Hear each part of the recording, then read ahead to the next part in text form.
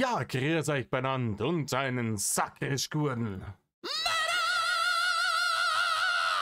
Jetzt Kasperl. So, probieren wir es nochmal. Ich habe gerade 4 Minuten aufgenommen, hab rein geschäumt und Aufnahme gelöscht. Fangen wir nochmal von vorne an. So dann. Ich habe euch gerade ein Video online gestellt, das ich gestern aufgenommen habe, und zwar den ersten Teil hiervon. Ja, also Part 1 von Teil 17 der Blaueierbärchen. Heute geht es weiter mit dem zweiten Teil. Ich habe da gestern ziemlich genau in der Mitte einen Schnitt gesetzt.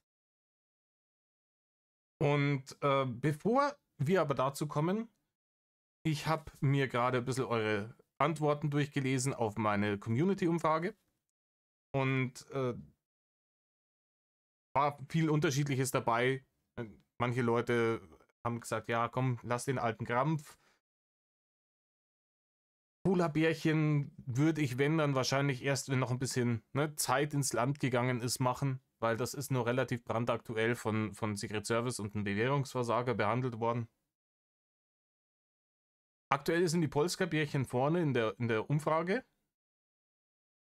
Werde ich mir vielleicht einmal dann zu Gemüte führen. Ansonsten Discord-Leaks, den Januar 22 habe ich hier noch auf dem Schirm, wenn ich die entsprechenden Videos finde. Ich hoffe, dass irgendwann die Drachenchronik nochmal online kommt. Und ja, einige von euren Wünschen werde ich euch leider nicht erfüllen können. Ich habe mehrfach gelesen, macht Besuchervideos oder macht die Antwort auf die Träume. Das sind 2 Sachen, die habe ich mehrfach gelesen. Das wird nicht funktionieren. Leider, ich würde sehr gerne Besuchervideos machen, aber da schmeißt mir YouTube die Prügel so meilenweit raus, dass die Funken stieben. Das haut nicht hin, genauso wie bei die Antwort auf die Träume. Noch dazu habe ich, glaube ich, auch bei die Antwort auf die Träume nicht die Stärke, die es braucht, um das durchzuhalten. Also auf die Antwort auf die Träume habe ich überhaupt keinen Bock. Muss ich ganz ehrlich sagen. Und wie gesagt, Besuchervideos hätte ich Bock. Geht aber nicht. YouTube hasst es. Der Grund, warum der Einzige immer seine Sachen noch auf Odyssey hochgeladen hat. Und auf Odyssey fange ich nicht an. Ja. Das wäre exzessiv. Ne? Aber so viel dazu. Dann bleibt mir nicht mehr zu sagen, außer hockt euch her, sagen wir mehr, reißt euch ein Häube auf. Mir ging an einer. Rein. Mal reden. Ich weiß jetzt schon, dass wenn Light Warrior das hier hört, sie wahrscheinlich ausrasten wird. Und okay. Wir waren zuletzt an einer Stelle, in der Rainer der Indigo-Bärchen vorgelogen hat, dass er praktisch hier Finger-Action mit Light Warrior hatte. Und wir wissen alle, dass das gelogen ist, weil Light Warrior sich zu diesem Thema bereits geäußert hat. Und ich bin der Meinung, Light Warrior ist eines der besten Beispiele dafür, dass der Hate, ja, dass dieser Hate sehr, sehr leicht vermeidbar ist. Die hat damals sehr viel Code-Midas abgekriegt, als sie mit Reini abgehangen ist. Die hat noch mehr Code-Midas abgekriegt, als sie ihn verteidigt hat. Und dann ist natürlich die ganze Geschichte den Weg allen Irdischen gegangen und hat sie zu einer Haterin werden lassen. Oder ja, sie sagt, sie ist keine Haterin, aber sie mag ihn nicht mehr. Kontakt abgebrochen, so wie es halt immer ist. Und hat dann sich geäußert, hat den Hatern gegenüber und hat sich dann aus der Geschichte zurückgezogen, und seitdem ist die ja auch nie wieder Thema gewesen. Also nicht von uns. Wir haben sie nicht wieder zum Thema gemacht. Sogar die krassesten Kategorie C-Hater haben die danach einfach in Ruhe gelassen. Warum sollte man die auch so weiter nerven? Ne? Und das wäre der Weg gewesen für Rainer natürlich vor 8 beschissenen Jahren. Machen wir es mal über den Daumen. 8 Jahre ist eine gute Zeit. Ja, damals zur Stromlos-Staffel. Ich glaube, zur Stromlos-Staffel, wenn er danach einfach nicht wiedergekommen wäre, Hätte 2017 keiner mehr irgendeinen Fick drauf gegeben, ob der Mann was er tut oder ne, da wäre vielleicht ganz vereinzelt mal, hätte sich irgendeine verlorene Seele, irgendein Kuchenkind da an die Schanze verirrt und hätte vielleicht der Winkler gerufen, wenn er dann einfach sein fettes Maul gehalten und hätte und drin geblieben wäre im Haus und das ignoriert, dann wäre da genau gar nichts mehr passiert. Aber wir wissen alle, so ist es nicht passiert. Rainer hat seine YouNow-streamende gestartet und dann ist es erst richtig losgegangen. Das wäre eigentlich auch eine geile Sache. Das mache ich als nächstes. Leute, als nächstes, ich gebe euch als nächstes den Bibelben. Ja, wo wir gerade von YouNow sprechen. Bibelben, das Gespräch mit Bibelben, das machen wir auf jeden Fall nochmal. Da habe ich Bock drauf. Das mache ich euch. Heute ist Samstag, morgen bin ich verplant. Aber ich habe nächste Woche Zeit. Ich schaue mal, ob ich es schaffe, dass ich es euch am Montag mache. Und dann schauen wir mal, wie lange es braucht. Bibelben habe ich Bock. Aber erstmal weiter im Gespräch mit dem Indigo-Bärchen. Kannst du mir denn sagen, wer die beiden Damen sind? Ich fühle mich ein wenig, als stehe ich im Schatten im Moment. Die beiden stehen genauso im Schatten wie du. Geil, Rainer. Ja, richtig gut. Also, Rainer, ich übersetze es mal. Die Frau hat gerade ihre Sorge geäußert darüber, dass du geprahlt hast, dass du noch irgendwie 2 andere Mullen am Stissel hast. Ja? Die dich zwar nicht mögen, aber trotzdem Kinder mit dir haben wollen, aus irgendwelchen unerfindlichen Gründen. Und wir wissen, dass alles gelogen ist. Aber sie sagt, hey, ich mache mir da Sorgen und ich fühle mich da von dir schlecht behandelt. Und du sagst, ja, da brauchst du keine Gedanken machen, ich behandle die anderen 2 ja auch scheiße. Ich behandle euch ja alle gleich schlecht. Sehr gut, Rainer. Sehr gut, Rainer.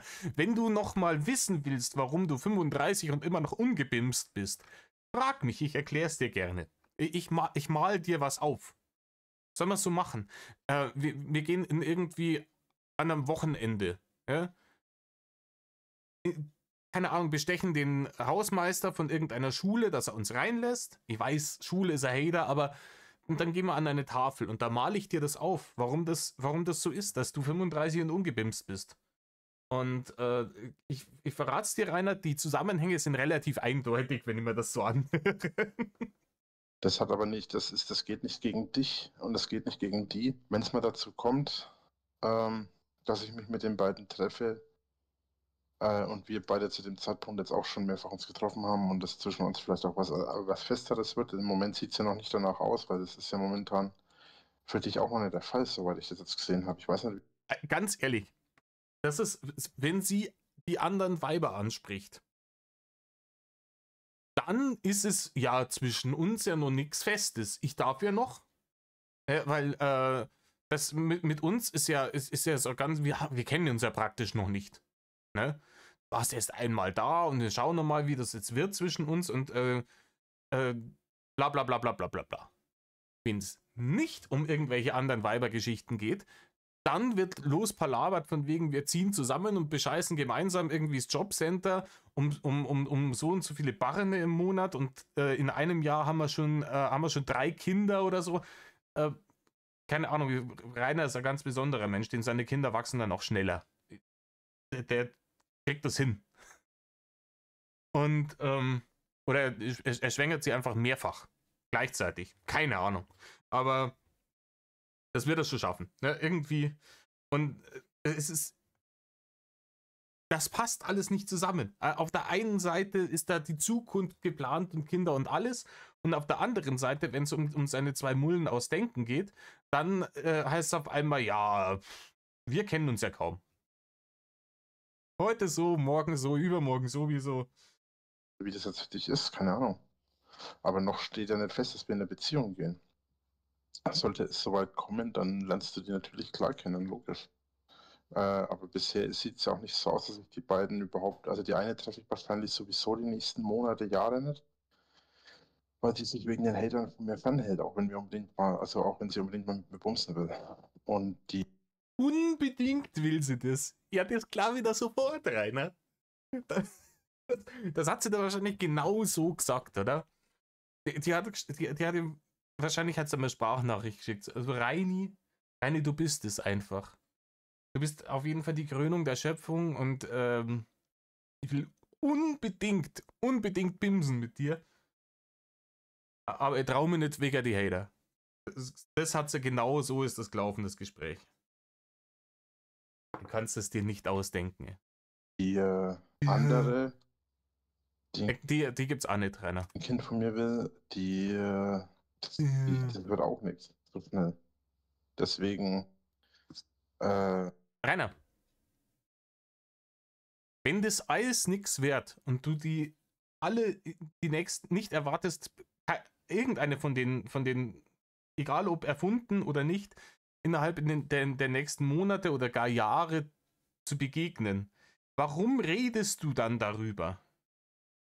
Ich kann es euch sagen, es ist natürlich diese klassische sich interessant machen wollen. Ne? Das ist ein ganz plumper Manipulationsversuch und wie im letzten Video schon besprochen, es ist dieses FOMO will er da. Also, ich habe hier an jeder Hand 5 Weiber. Wenn sie nicht ranhältst und mich savest, so dann bin ich vielleicht weg. Vielleicht habe ich dann schon 20 Kinder mit den anderen Tussis ausdenken. Im Moment sind die beiden von den Gefühlsmäßigen her, dass ich mit denen telefoniere und rede, wobei sich das momentan nur noch auf eine von den beiden auswirkt, ist da nichts in die Richtung am Laufen. Also ernsthaft, dickes Lob mal ans Indigo-Bärchen. Ich hätte so loslachen müssen an dieser Stelle, als er sagt, und die andere, die ein Kind von mir will, Reini, Mensch, Junge, komm bitte wieder zurück in die Realität und überleg doch mal, was du da selber sagst. Ja, Ofi, das mit der Realität, der Zug ist abgefahren. Also, Reini hasst die Realität. Die Realität ist ein Hater. Die Realität konfrontiert ihn mit Dingen, die er halt einfach nicht hören will. Ne? Wie zum Beispiel, dass er keine 50 wird mit seinem Lebenswandel. Ja? Dass schon schwierig werden könnte, 40 zu werden. Oder dass er sich sein komplettes Leben zerschossen hat. Dass ihn niemals unbezahlterweise eine Frau anfassen wird. Und das ignoriert er alles weg. Die riesen Schuldenberge, die sie immer weiter auftürmen. Dieses ganze Klump. Das ist, die Realität ist ein Hater. Komm ihm doch jetzt nicht mit der Realität. Nein. Da wird sich geflüchtet in irgendwelche Animes und irgendeine andere Scheiße. Oder in World of Warcraft, wenn man sich mal wieder von irgendeinem Bärchen 10 Euro geschnorrt hat, dass man es nochmal einen Monat abonnieren kann. Das ist ja auch gar nicht böse gemeint, aber du musst das doch selber merken, vor allem nach diesen vielen Problemen mit Bärchen, die du über die Jahre jetzt hattest. Das ist das Problem, er merkt es halt einfach nicht. Er erzählt zwar immer, was er nicht an Erfahrungen gemacht hat, aber er baut halt dieselbe Scheiße immer wieder. Er baut ja dieselbe Scheiße jedes Mal wieder. Dass wenn jemand sowas zu dir sagt, dann nichts, aber auch wirklich nichts Wahres dran sein kann. Die Frage, ob oder ob nicht, steht doch gar nicht mehr im Raum, so wie du es jetzt hier irgendwie beschreibst. Und wir haben ja auch gemerkt, dass Mary natürlich kein Interesse an ihm hat. Ja, schwierige Situation. Wie kann man jemandem helfen, der so weit sich da reingesteigert hat und nicht mehr mitbekommt, was die Realität wirklich darstellt? Das ist nicht, dass ich dir das nicht erzählen will. Und ich sag dir es so offen. Und wie gesagt, im Moment bist du die Einzige, mit der ich mich treffe. Wenn das denn mal hinhaut jetzt, falls du dich das noch treffen willst oder nicht. Wenn du es nicht willst, dann verstehe ich das auch. Fände ich jetzt sehr schade, aber ich würde es verstehen, wenn du damit nicht klarkommst. Die anderen beiden sind halt. Wenn sie womit nicht klarkommt, Rainer? Mit deinen erfundenen Beziehungen zu irgendwelchen anderen Frauen? Oder mit die Hater? Oder womit? Ganz ehrlich, du musst das spezifizieren. Es gibt so viele Dinge, mit der Frauen definitiv nicht klarkommen, wenn es um dich geht. Ne? Vom Gefühlsmäßigen her, die kommen damit halt besser klar. Weil die eine, wie gesagt, da geht es nur um Sex und die andere, da geht es nicht nur um Sex, sondern auch eben um das Kind, aber die ist anders von ihrem emotionalen Zustand her. Die hat ein anderes emotionales Empfinden als viele andere Menschen. Dementsprechend, Ja, und da hast du gedacht, die hat da ja, was eine Beeinträchtigung nennen, aber wahrscheinlich ist es schwierig zu sagen, was ist Autismus. Aber auf jeden Fall, die hat halt einen Zustand, ne, der sie anfällig macht für Manipulation von räudigen Dirnensprössen. Ne? Und da hast du dich natürlich sofort auf den Platz gestellt und gesagt, einwandfrei. Ne? Da kann man mal schauen. Vielleicht ist ja die dumm genug, dass sie auf die ganze Scheiße reinfällt, die hier da verzapft.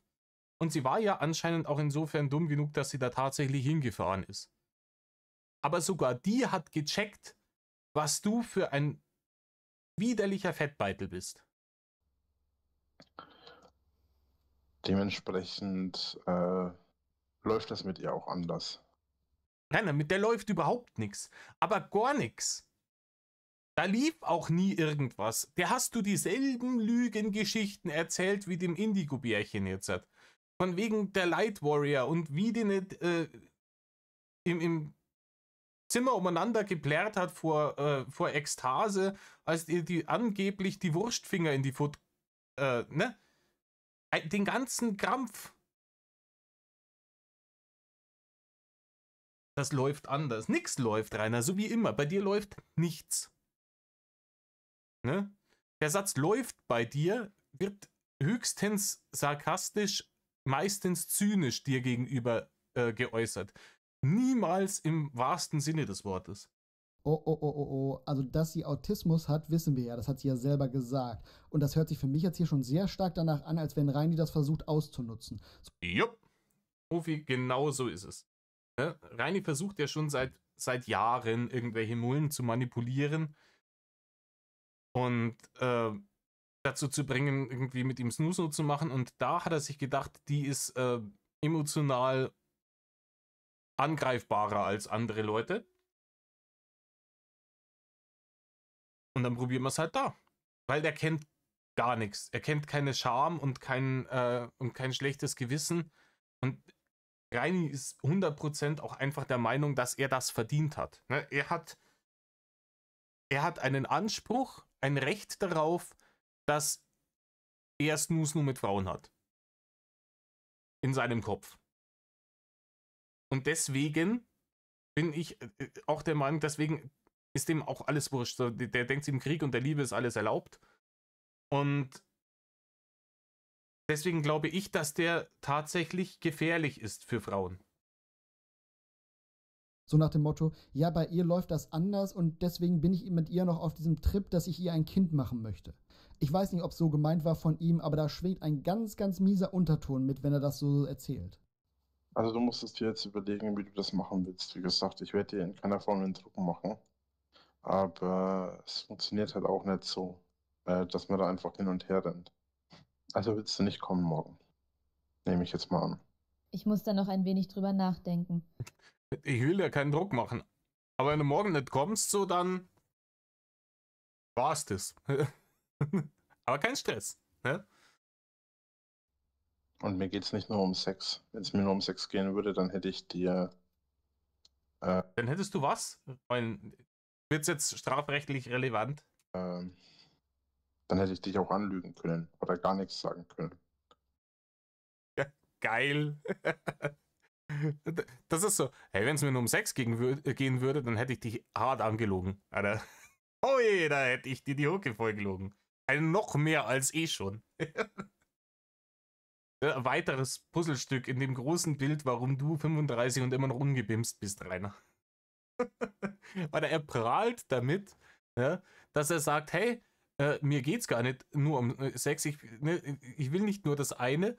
Und der Beweis dafür ist, dass ich dich nicht angelogen habe.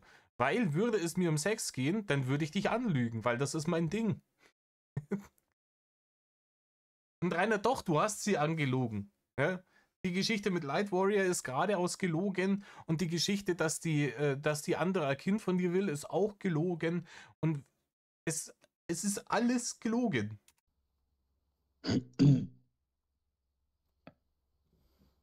Ich hatte das dir aber ja schon damals gesagt.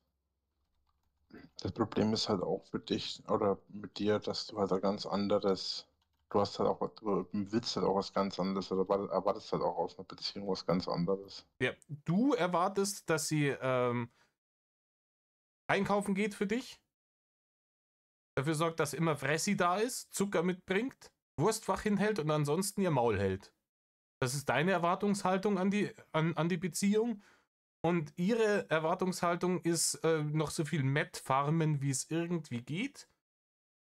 Und das dann liegen. Denke ich. Einer von euch beiden hat gekriegt, was er wollte. Ja. Jo. Das ist halt schlimm. Und irgendeine Entscheidung getroffen? Du brauchst doch nicht eifersüchtig zu sein. Was genau stört dich denn am meisten? Der Ton, Rainer, der stört mich am meisten. Was genau stört dich denn am meisten? Du kleines Dummerle, ne? Soll ich es dir nochmal erklären? Also, du bist mir vollkommen scheißegal, weil du bist im Endeffekt nur... Alles an dir ist im Endeffekt für mich nur dafür da, dass du Wurstfach zu mir transportieren kannst. Alles andere an dir ist mir geradeaus scheißegal. Deswegen will ich auch noch andere Weiber bimsen, die mir aber genauso scheißegal sind. Und wenn du damit ein Problem hast, ist mir das auch wurscht. Dass ich auch mit einer anderen Frau Sex haben könnte, dass ich eine andere Frau küssen könnte, dass ich eine andere Frau in den Arm nehmen könnte, Sex haben und wenn du dabei wärst. Das wäre mir noch unangenehmer. Das auch die Sache ist die. Oh, dieser verzeih dir jetzt einmal was tun. So bräuchte der mir überhaupt nicht kommen. Überhaupt nicht. Bei keinem Thema.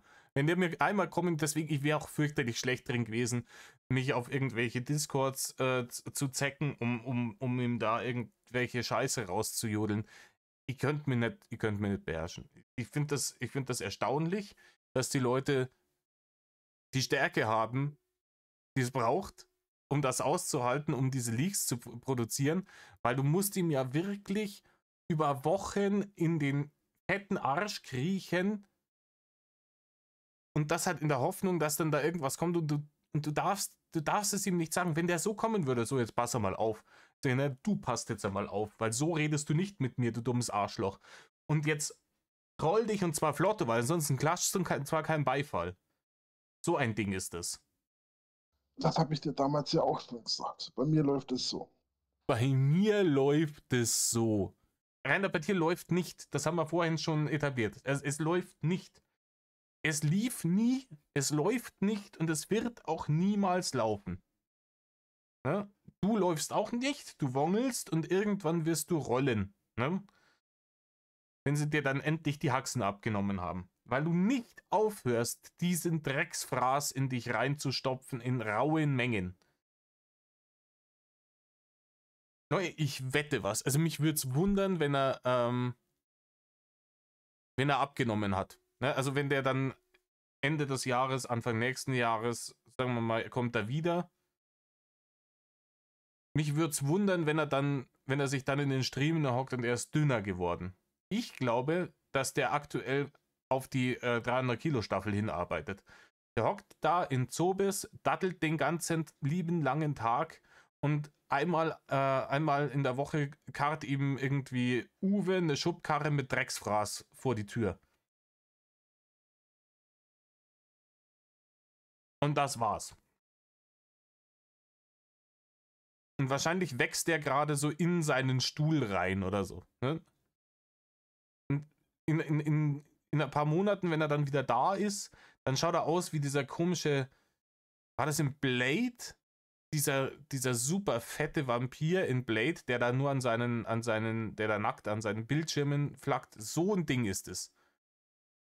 Und wenn er irgendwann in absehbarer Zeit einen Arsch hoch macht, dann müssen sie den Türrahmen aus dem Mauerwerk rausstemmen, damit sie seinen aufgedunsenen Kadaver dann aus der Nazi-Schanze rauswuchten können. Irgendwie mit 20 Mann. Ich bin sexuell extrem aufgeschlossen. Ja, Rainer, weiß ich nicht. Du bist meiner Meinung nach sexuell extrem gestört. Ne? Also das Aufgeschlossensein und Offensein für solche Sachen, ne, habe ich überhaupt kein Problem damit. Wenn Leute sagen, hey, das und das möchte ich mal ausprobieren oder, ne, ist ein freies Land.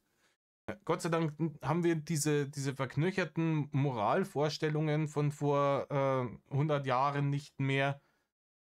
Und ist auch vollkommen Gucci, wenn zwei Leute irgendwie was ausleben wollen und die sind beide cool damit und beide volljährig, dann ist ja alles top. Ne? Das ist sexuell aufgeschlossen. Du bist sexuell einfach gestört.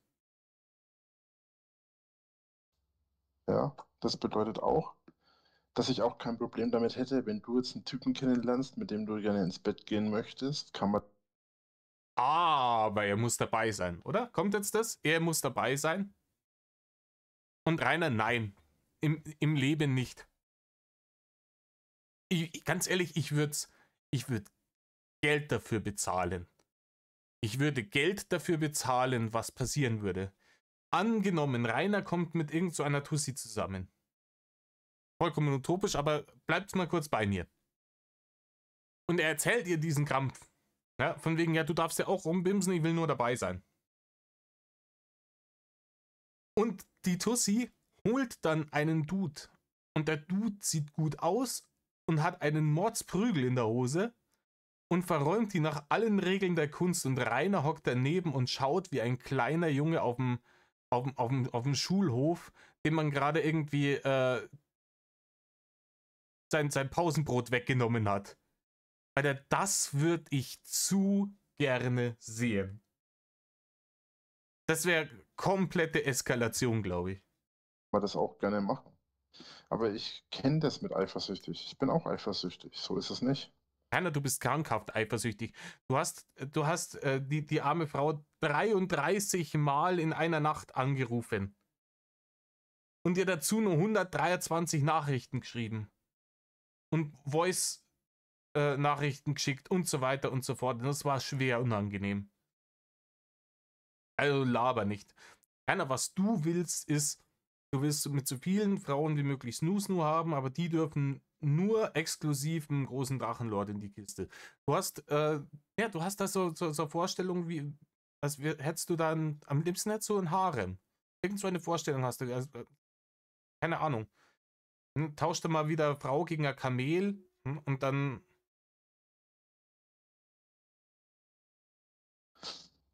Und auch oft genug unangebracht, wie zum Beispiel letztes Mal, wo du hier warst. Und dennoch ist es auch so.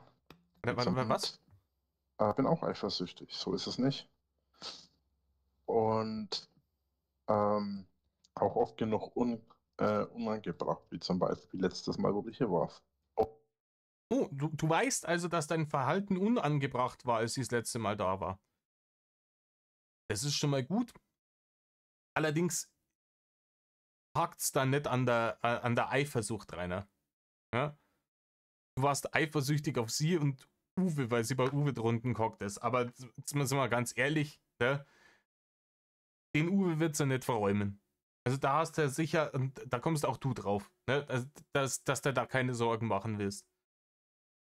Was unangebracht war an deinem Verhalten, war sie im Schlaf zu betatschen und sie im Badezimmer zu bedrängen. Ne? Das war unangebracht.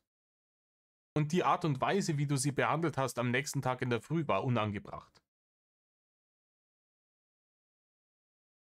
Der komplette Besuch war unangebracht deinerseits. Irgendeine Eifersuchtsgeschichte ist es nicht, wo das Problem liegt. Und dennoch ist es auch so, dass ich betrachte das wie folgt. Wenn du zum Beispiel jetzt mit einem anderen Mann ins Bett gehen würdest, hätte ich kein Problem damit, solange ich dabei bin. Wenn du das machst, ohne dass ich dabei bin oder ohne mein Wissen, dann kriegen wir ein Problem. Aber wenn ich dabei bin, habe ich damit kein Problem, weil ich dir nämlich auch gerne mal dabei zuschaue, wie du es dir machen lässt oder dich verwöhnen lässt. Auch wenn es nicht ich bin, der dich verwöhnt. Solange ich nicht zu kurz komme bei dir. Und Ja, Rainer, aber da hat sie doch gar keinen Einfluss drauf, ne? Wie kurz das bei dir ist. Ne?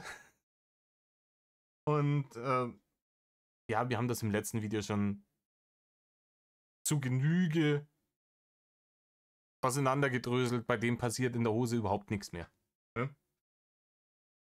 das Gleiche gilt natürlich auch andersrum.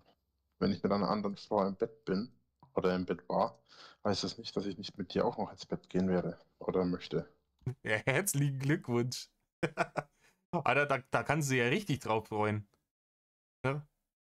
Da kannst du ja richtig drauf freuen. Die Traumvorstellung einer jeden Frau ist so, hey, du brauchst doch überhaupt gar keine Gedanken machen. Wenn ich von der einen runter bin, dann kann ich gleich auf dich drauf. Ist genug Rainer für alle da. Super, ey, du bist ein richtiger Casanova, Rainer. Die Sache ist die, Die Sache ist die, letzten Endes. ich bin bisexuell. Nein, du bist einen Scheißdreck, bist du. Ne? Erhöhte Geschwindigkeit, verminderte Intelligenz. Ich muss immer, wenn er das sagt, muss ich an die Drachenbade-Songs denken. Weißt du, es immer mit reindroppen. Rainer, du bist einen Scheißdreck. Ne? Die B-Lord-Lüge. Ne? Ein Klassiker. Das heißt, dir muss auch klar sein, dass ich hin und wieder wahrscheinlich auch mal gerne einen Typen hätte, mit dem ich ins Bett gehe. Krampf wird es nicht geben. Ne? Die Scheiße glaube ich dir, sobald es irgendwann einmal ein männliches Bärchen geben sollte. Ne? Wenn es ein männliches Bärchen irgendwann einmal gibt, dann an dem Tag gestehe ich dir das ein, dass ich sage, okay, nee, dann ist das mit dem Bi richtig. Solange bis das nicht passiert ist, ist es Lülülü, Rainer. Es ist Lülülü, um sich auf der einen Seite ein bisschen interessanter zu machen, als man ist, und auf der anderen Seite, um Kritik, die einem entgegenkommt, abwehren zu können. Ne? Weil, wenn du einfach nur ein fetter Dirnenspross bist, der Frauen wie Scheiße behandelt und man dich deswegen kritisiert, dann hast du weniger Waffen im Köcher, weniger Pfeile im Köcher, mit denen du zurückschießen kannst. Dann ist das Kritik. Wenn du aber ein fetter bisexueller Dirnenspross bist, der Leute wie Scheiße behandelt und man das kritisiert, dann ist es auf einmal nicht mehr Kritik, sondern dann ist es Diskriminierung. Ja, das hast du so ausgedacht. Rainer, das funktioniert nicht. Erstens glaubt dir diese B-Lord-Geschichte keine alte Sau, das kannst du deiner Oma erzählen. Und zweitens wird das niemanden davon abhalten, dir zu sagen, wenn du dich einmal wieder hinter letzte Dirnenspross aufgeführt hast. Ich hätte gerne mal einen Schwanz, den ich blasen kann und auch mal gerne einen Schwanz, den ich spüren kann, beziehungsweise... Ja. Den eigenen spürt er schon lange nicht mehr. Ich müsste gerne mal wieder was spüren. Oh Mann, Reini. meinen Schwanz, den ich daran reiben kann oder sonst was in der Art. Das muss dir klar sein. Das muss er... Oh. Kann mir irgendjemand den Gefallen tun? Kann das abtippen, was er da labert? Und das irgendwie von so einer KI-Stimme vorlesen lassen? Aber ihm geht's doch nicht um Sex. Nein, auf ihm geht's überhaupt nicht um Sex. Hört ihr das? Solange er dabei ist und zuschauen kann, ist das doch für ihn auch okay, wenn sich seine Partnerin, für die er doch so krasse Gefühle hat, sich von jemandem durchknattern lässt. Es ist alles so unbegreiflich geworden, wirklich. Dass er selber nicht merkt, wie er ständig sich widerspricht nach so ein paar Sätzen.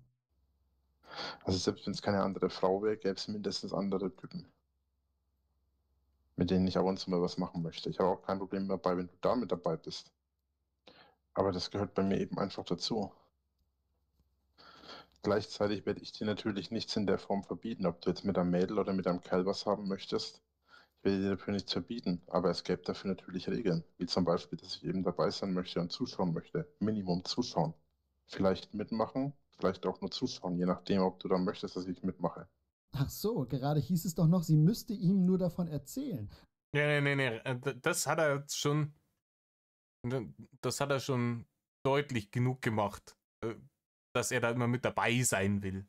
Aber es ist halt trotzdem vollkommen utopisch. Er stellt da irgendwelche Ansprüche an die Frau. Reini, wenn es irgendwann einmal eine Frau geben sollte, die sich weit genug erniedrigt, aus welchen Gründen auch immer, ne? Es gibt, die menschliche Psyche ist ein kompliziertes Ding und es gibt einen Schaden, der sicherlich auch irgendjemanden den Schaden hat, wo es halt, keine Ahnung, Selbstbestrafung oder was weiß ich. Ja, aber falls es denn mal so passieren sollte, dass sich dir eine Frau körperlich hingibt, dann hast du da überhaupt keine Ansprüche zu stellen. So, dann hast du der Frau die Füße zu küssen. Scheißegal, wie alt, gebrechlich, kreislig oder fett die ist. Und um dir auf ewig dankbar zu sein, dass sie sich erniedrigt hat, sich mit dir abzugeben. Ansprüche hast du nicht zu stellen, Rainer. Nun muss er aber mindestens dabei sein. Aber na klar, ihm geht's nicht um Sex. Wir wissen Bescheid, Reini. Aber zumindest zufahren möchte ich auf jeden Fall. Das gehört bei mich einfach dazu. Was bei dir nicht immer alles dazugehört. Rainer, kann es sein, dass deine Ansprüche dem gegenüber, was nicht alles dazugehört zu einer Beziehung bei dir, vollkommen utopisch sind? Und noch dazu hast du vorhin noch geredet von wegen, ja, eigentlich sind wir noch gar nicht beieinander und das ist ja noch alles so frisch und wir wissen ja noch gar nicht, wo das hinführt und wir sollten es nicht überstürzen und bla bla bla bla bla. Und jetzt heißt es wieder, ja, kannst du schon irgendwie von irgendjemand anders durchnudeln lassen, aber ich will auf jeden Fall dabei sein. Also, um deine Hirngespinste mit irgendwelchen anderen mehr oder weniger erfundenen Frauen aufzugeben, dafür ist es noch zu frisch und zu noch nicht ernst genug, ne? Da hat man dem Kind noch keinen Namen gegeben dafür.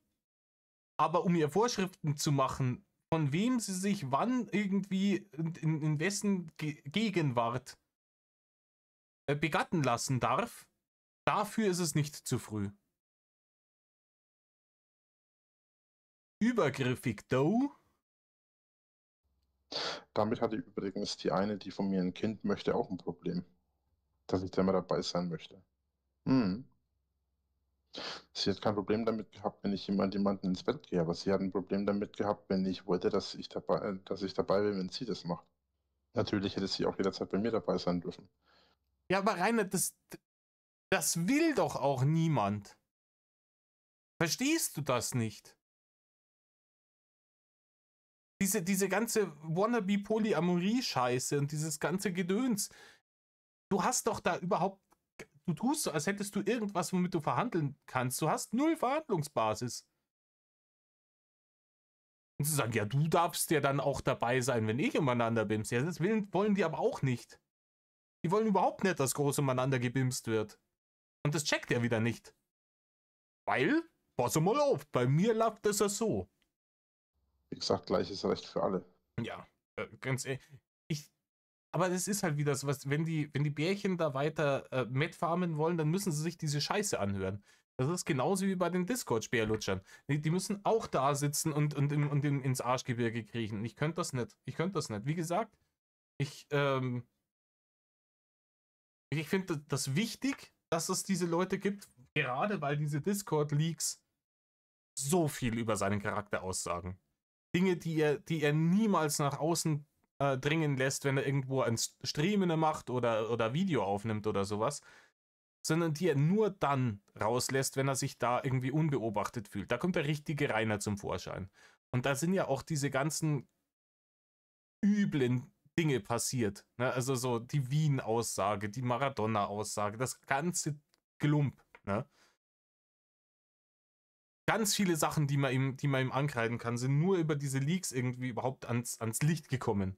Das ist super wichtig gewesen. Aber ihr könnt das nicht. Ihr könnt auch hier so eine Bärchenscheiße nicht machen.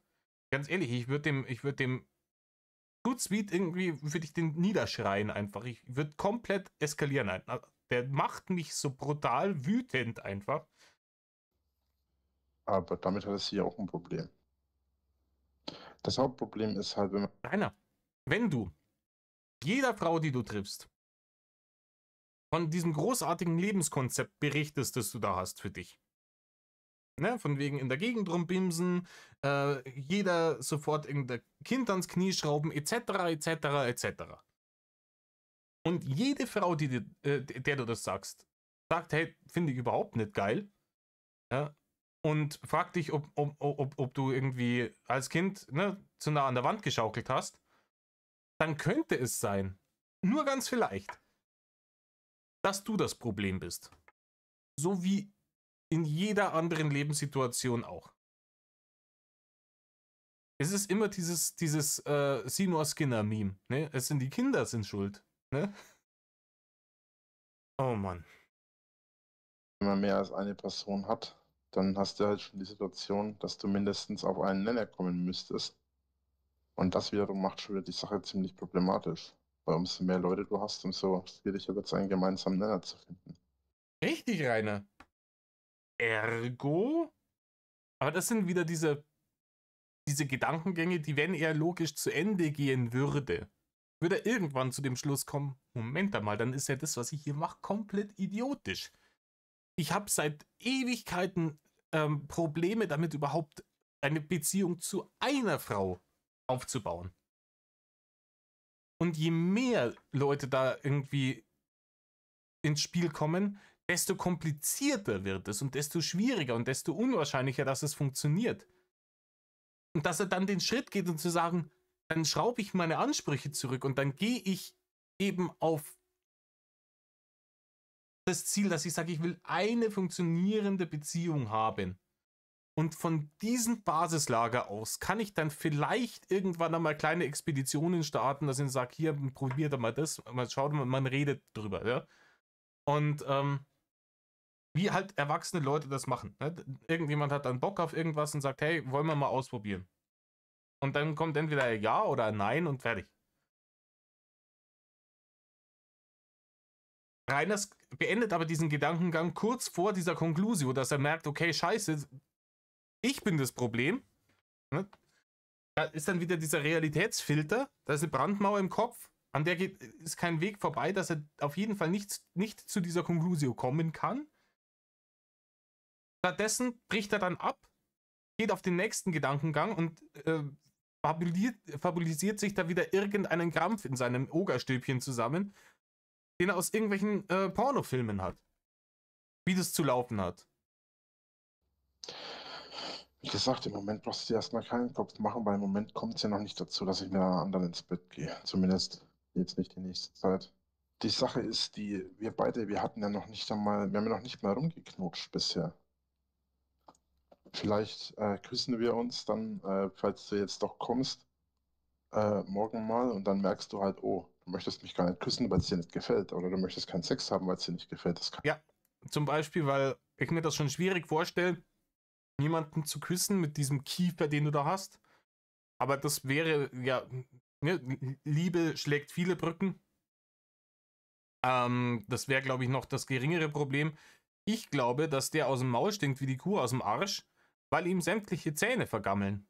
Ne, weil wir wissen ja aus diversen Berichten, Rainer putzt sich die Zähne nicht. Ne, er putzt sie sich nur dann, wenn, wenn sie wehtun, also wenn es schon zu spät ist. Und dann fault ihm halt alle Hundschuss lang wieder irgendeiner raus aus der Fresse. Wie gesagt, der zweite Schneidezahn vorne, ne? Also der praktisch gespiegelt auf der anderen Seite ist von da, wo er die Zahnlücke hat. Den sehe ich schon seit 2 Jahren, Metal-Off sagen. Und lange wird es nimmer dauern. ja auch passieren. Sowas gibt's auch. Ja, so wie sie es dir beim ersten Treffen klargemacht hat und du sie dann trotzdem angepackt hast, als sie geschlafen hat? Zumal du mir sowieso gesagt hast, dass du nicht so der Mensch bist, der groß Bock auf Sex hat. Ich meine, du sagst ja auch, dass es dich nicht erregt, wenn ich dir sage, wie ich dich anfasse. Ja, Rainer, das könnte aber auch an dir liegen, oder?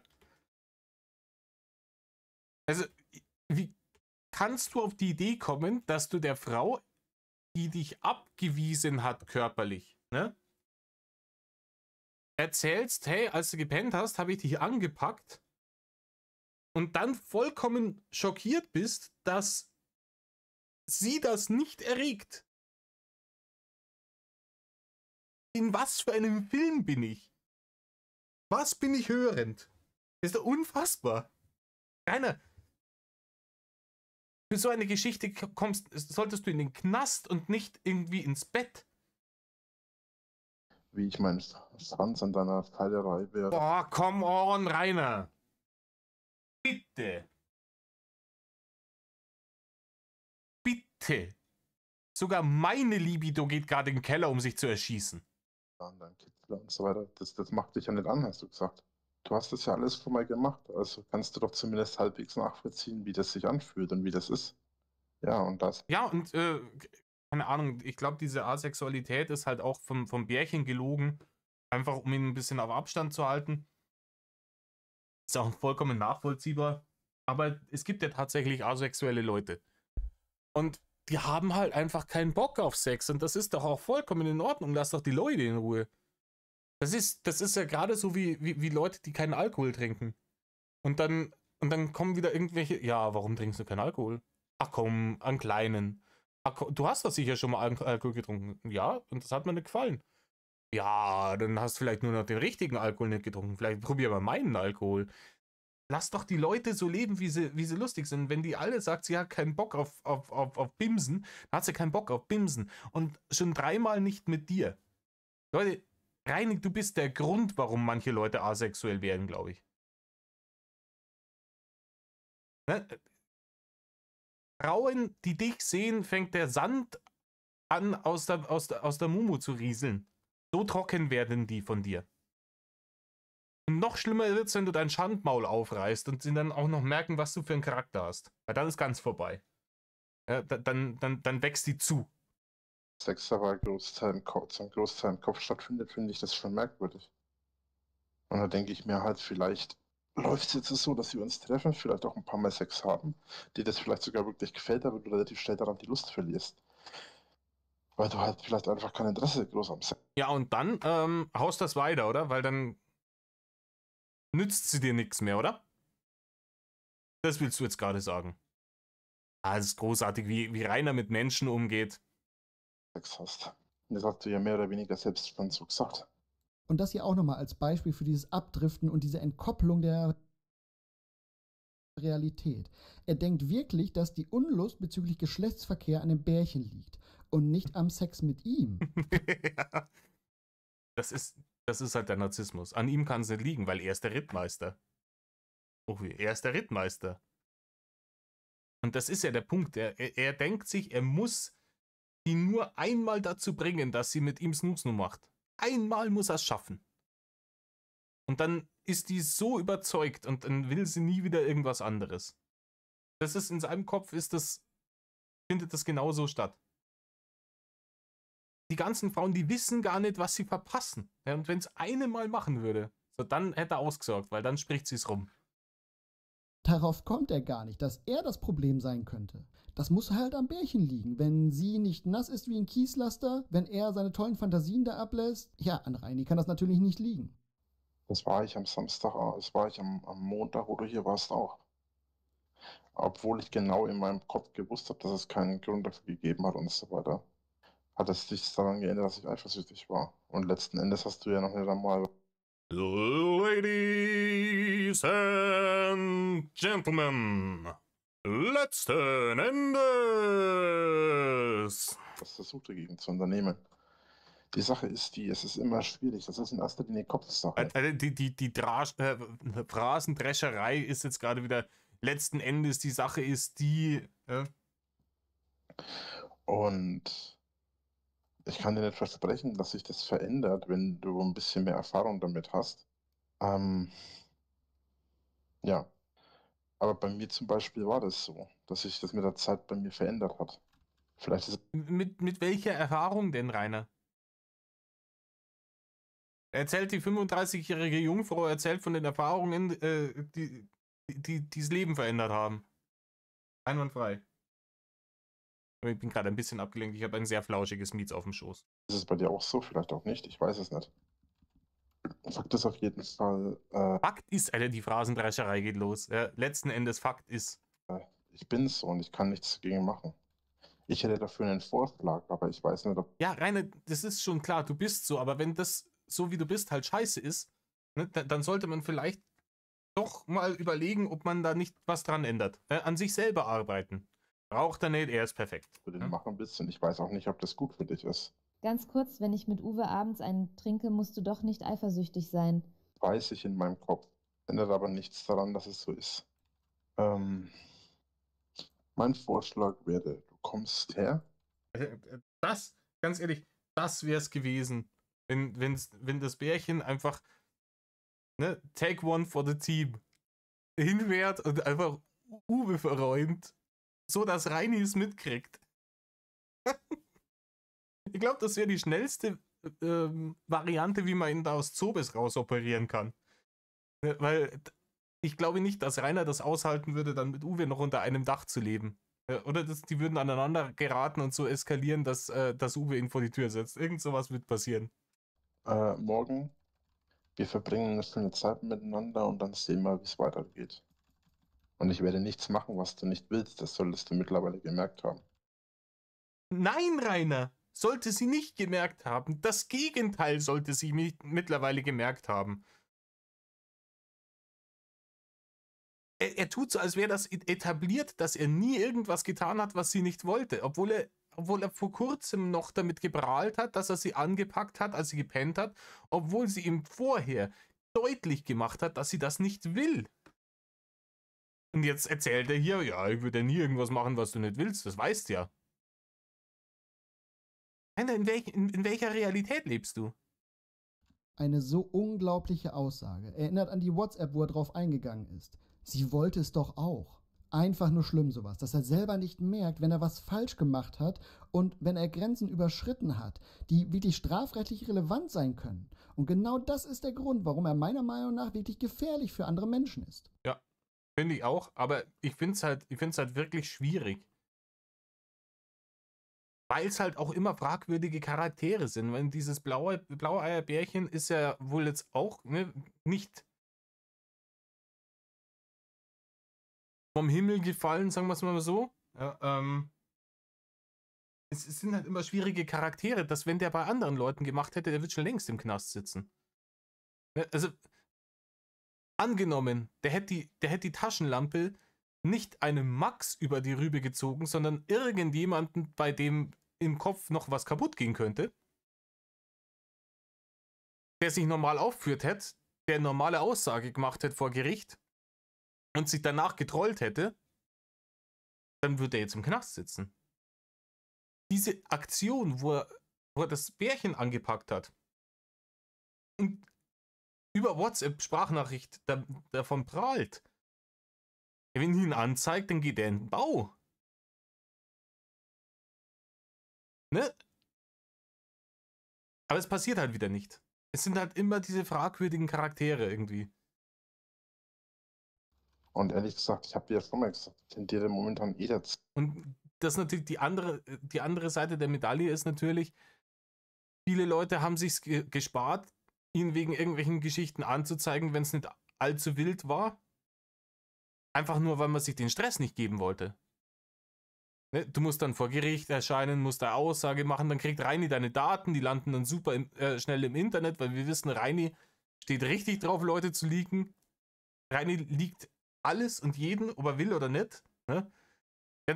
Die Geschichte damals, wie er das Cola-Bärchen geleakt hat, zufällig an dem Tag, nachdem sie sich gestritten haben, wer da ein Schelm, wer da Böses denkt.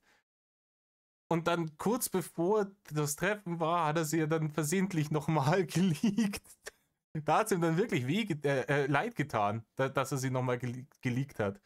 Man hat es genau gemerkt, beim ersten Mal leaken, wo sie sich dann beschwert hat, hat er gesagt, ey, ich weiß gar nicht, was du hast, bei mir ist 3000 Mal schlimmer, jetzt spannst du das mal, wie es ist.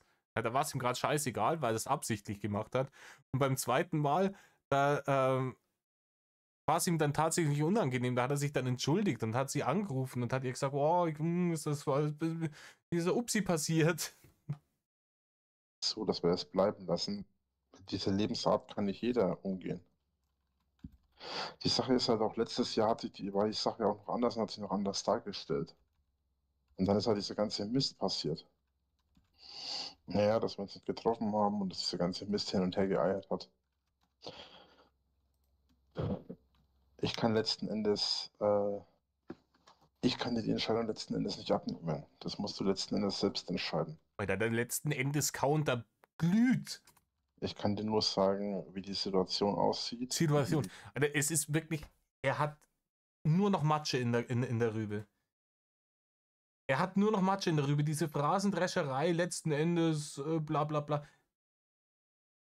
Die Pispaskasse klingelt. Ich höre sie klingeln. Das ist, wenn er nicht weiß, was er sagen soll. Wie die Lage ist und Dann brabbelt der irgendeine Scheiße raus. Hauptsache die Luft scheppert. wie die Situation aussieht, wie die Lage ist und wie die Fakten stehen. Die Wie Fakten. du damit umgehst, kann ich dir leider nicht abnehmen. Wie die Situation ist, die Lage ist und die Fakten stehen. Rainer, das ist dreimal dasselbe Satz, nur anders formuliert. Das musst du wissen und du entscheiden. Er tendiert selber eher jetzt zu Nein, wenn es um die beiden geht. Und wisst ihr auch warum? Weil er jetzt merkt, dass er zu viel Arbeit da reinstecken müsste in diese ganze Story. Sie soll doch gefälligst sich sofort ins Bett legen und von ihm ein Kind haben wollen, ohne dass er dann irgendwelche Gefühle bei ihr oder irgendwelche Hemmungen denken muss. Er ist doch der Internetstar mit der 2-Millionen-Marke. Reicht das denn nicht, um alle körperlichen Hemmungen bei ihr fallen zu lassen? Nein. So ist sein Gedanke. Und er wirkt hier schon wieder so komplett desillusioniert, weil das mit der Dame hier auch schon wieder nicht zu klappen scheint. Ja, das ist nämlich, das Reini verliert relativ schnell das Interesse. Ne? Das liegt an seiner Faulheit und an seinem unmöglichen Charakter und seiner Anspruchshaltung an die Gesellschaft und an die Welt, die ihm in seinen Augen alle was schuldet. Ja? Die Gesellschaft und die Welt, die Menschheit schuldet ihm was. Ne? Weil er ist der große Internetstar. Und er hat ja noch nie jemanden umgebracht, obwohl er da in seinen Augen jedes Recht dazu hätte, bei allem, was da passiert. Und so weiter und so fort. Und wann kommt jetzt endlich die große Wertschätzung? Ja? Mit Geld und mit Frauen und sowas, das funktioniert auch bei allen anderen auch. Weil er einfach zu viel Arbeit. Und wenn er so ein bisschen, so ein kleines bisschen sich anstrengen, sich bemühen müsste, mal, keine Ahnung, einen Fick drum geben, wie es der Frau geht, ja, anstatt einfach nur die ganze Zeit an sich zu denken, das ist ihm dann schon wieder zu viel Arbeit. Das ist ja auch der Grund, warum er dann im Endeffekt gesagt hat, hier mit der scheiß TikTok-Streamerei, das glaube ich ihm schon, dass ihm das keinen Spaß gemacht hat. Ja, das hat ja richtig in Arbeit ausgeartet. Der hat sich da hinsetzen müssen. Mehrere Stunden am Tag. Und dann musst du Leute finden, die mit dir matchen, weil über die Matches kommen die Barne rein. Und dann musst du da hocken und musst die Leute auch aktiv zum Spenden animieren und musst denen sagen, hier, wenn der Rainer das haben wollte, um die Leute so zu betrügen, das ist ja viel zu viel Arbeit, hätte er auch bei 9 Live anfangen können. Das ist ja genau derselbe Job. Oder bei QVC oder wie sie nicht alle heißen. Diese ganzen Betrugssender im Fernsehen, die Leuten irgendwelche Gewinnspiele oder irgendeinen Schrott andrehen wollen. Ja, wenn er da eine Stunde lang sitzen muss und dann mit denen kommunizieren, ja, tippen, liken, bitte, haut's mal die Universen und die Rosen und so einen Scheißdreck raus, dass die Funken stieben. Das ist schon zu viel Arbeit. Ne? Wo man andere Leute kritisiert, dass sie mit sehr wenig Aufwand sehr viel Geld abziehen von den Leuten. Und das, was andere Leute als Betrugsmasche machen, weil es easy money ist ihm schon zu viel Arbeit. Reini ist inzwischen sogar schon zu faul, die Leute zu bescheißen. Und er ist hier auch zu faul, um irgendetwas in diese Beziehung rein zu investieren, weil er der Meinung ist, ihm steht das alles zu. Ja? Und er müsste doch eigentlich gar nicht irgendwas machen dafür. Das sollte ja eigentlich von alleine funktionieren. Er ist auch der Meinung, bei allen anderen Leuten funktioniert das von alleine. Das mag jetzt bei sehr reichen Menschen vielleicht der Fall sein, ne? Dass irgendwelche Golddigger sich denen an den Hals werfen, aber das ist ja auch Also das jetzt auch nicht unbedingt ein Beziehungsmodell, das anstrebenswert ist. Weil du ja immer weißt, die Person, der bist du eigentlich scheißegal, sondern die hat nur Bock auf deine Barne. in diese Gefühle stecken müsste. Aber ihm geht es natürlich nicht nur um Sex. Seid euch da sicher. Da ist viel mehr von seiner Seite aus, was er da an ihr interessant findet. Garantiert geht es nicht nur ums Körperliche. Aber tu mir bitte den Gefallen und sag mir noch heute am besten, wie du dich entschieden hast, damit ich meine Woche planen kann. Rainer, wie planst du denn deine Woche? Rainer, du versteckst dich in Zobis in diesem scheiß Zimmer. Deine ganze Welt sind diese 20 Quadratmeter oder was das sind. Das ist deine ganze Welt. Das ist jetzt nicht unbedingt die Basis, auf der man große Sprünge machen kann. Und Riesenplanungen für die Woche. Was hättest denn du geplant für deine Woche? Wann du daddelst und wann du pennst und wann hier fressende, wichsende? Daddeln, pennen, fressende, wichsende, das kannst du ja theoretisch alles machen, auch wenn sie da ist. Vielleicht ist es doch besser, wenn wir das Ganze bleiben lassen. So wie ich das sehe, tut dir das definitiv jetzt schon nicht gut. So, dass du solltest du dich zeitnah entscheiden, wenn du morgen früh los willst. Ey, auch da kriege ich wieder Flashbacks, was die Cola-Bärchen-Leaks angeht. Ja? Dann werden wieder Ultimaten gestellt. So, ja, bis dann und dann musst du es wissen, bis dann und dann bist du da, ansonsten, ne? Und auch dieses, ja, geh besser früher ins Bett, wenn es dann morgen nicht, dass dann irgendwie was dazwischen kommt. Ja? Musst du wissen, ob du jetzt ins Bett gehen musst oder nicht. Ich mache dir mal einen Vorschlag, der für mich okay wäre. Halt dein Maul. Halt einfach dein dummes Maul. Ist das okay? Gut. Wie wäre es denn, wenn ich vorbeikomme und wir uns erstmal richtig kennenlernen und uns unterhalten ohne mehr? Also ein Kennenlerndate, ohne dass da mehr passiert, auch kein Küssen oder so. Und wenn wir beide dann merken, hey, das klappt gut, dann können wir in der zweiten Hälfte meines Besuchs ja uns auch über mehr unterhalten. Ja. Also so wie es normale Menschen machen, oder? Also, dass man sich trifft und sich dann kennenlernt und datet und sich dann über Snoozo Gedanken macht. Schon, oder? Hört sich doch nach einem vernünftigen Vorschlag an. Aber nicht für Reini.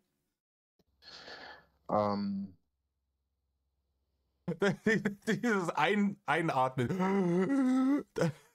Gleich ein bisschen Schnappatmung gekriegt.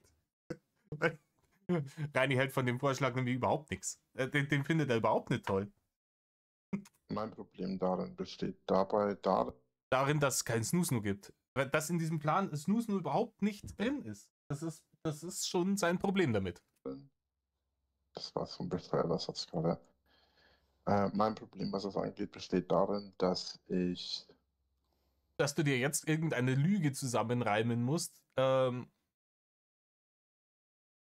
das abzuschmettern, weil du natürlich nicht ehrlich sagen kannst, was du denkst, weil sogar du weißt, dass dann Feierabend ist, Bärchen hin oder her. Ne? Was Rainer sagen will, ist, was für eine saudumme Scheißidee. Komm jetzt hierher und halt Wurstfach hin. Und halt dein dummes Maul. Das will er sagen. Kann er aber nicht, weil er dann weiß, okay, ne, dann war's das. Mit dem Bärchen.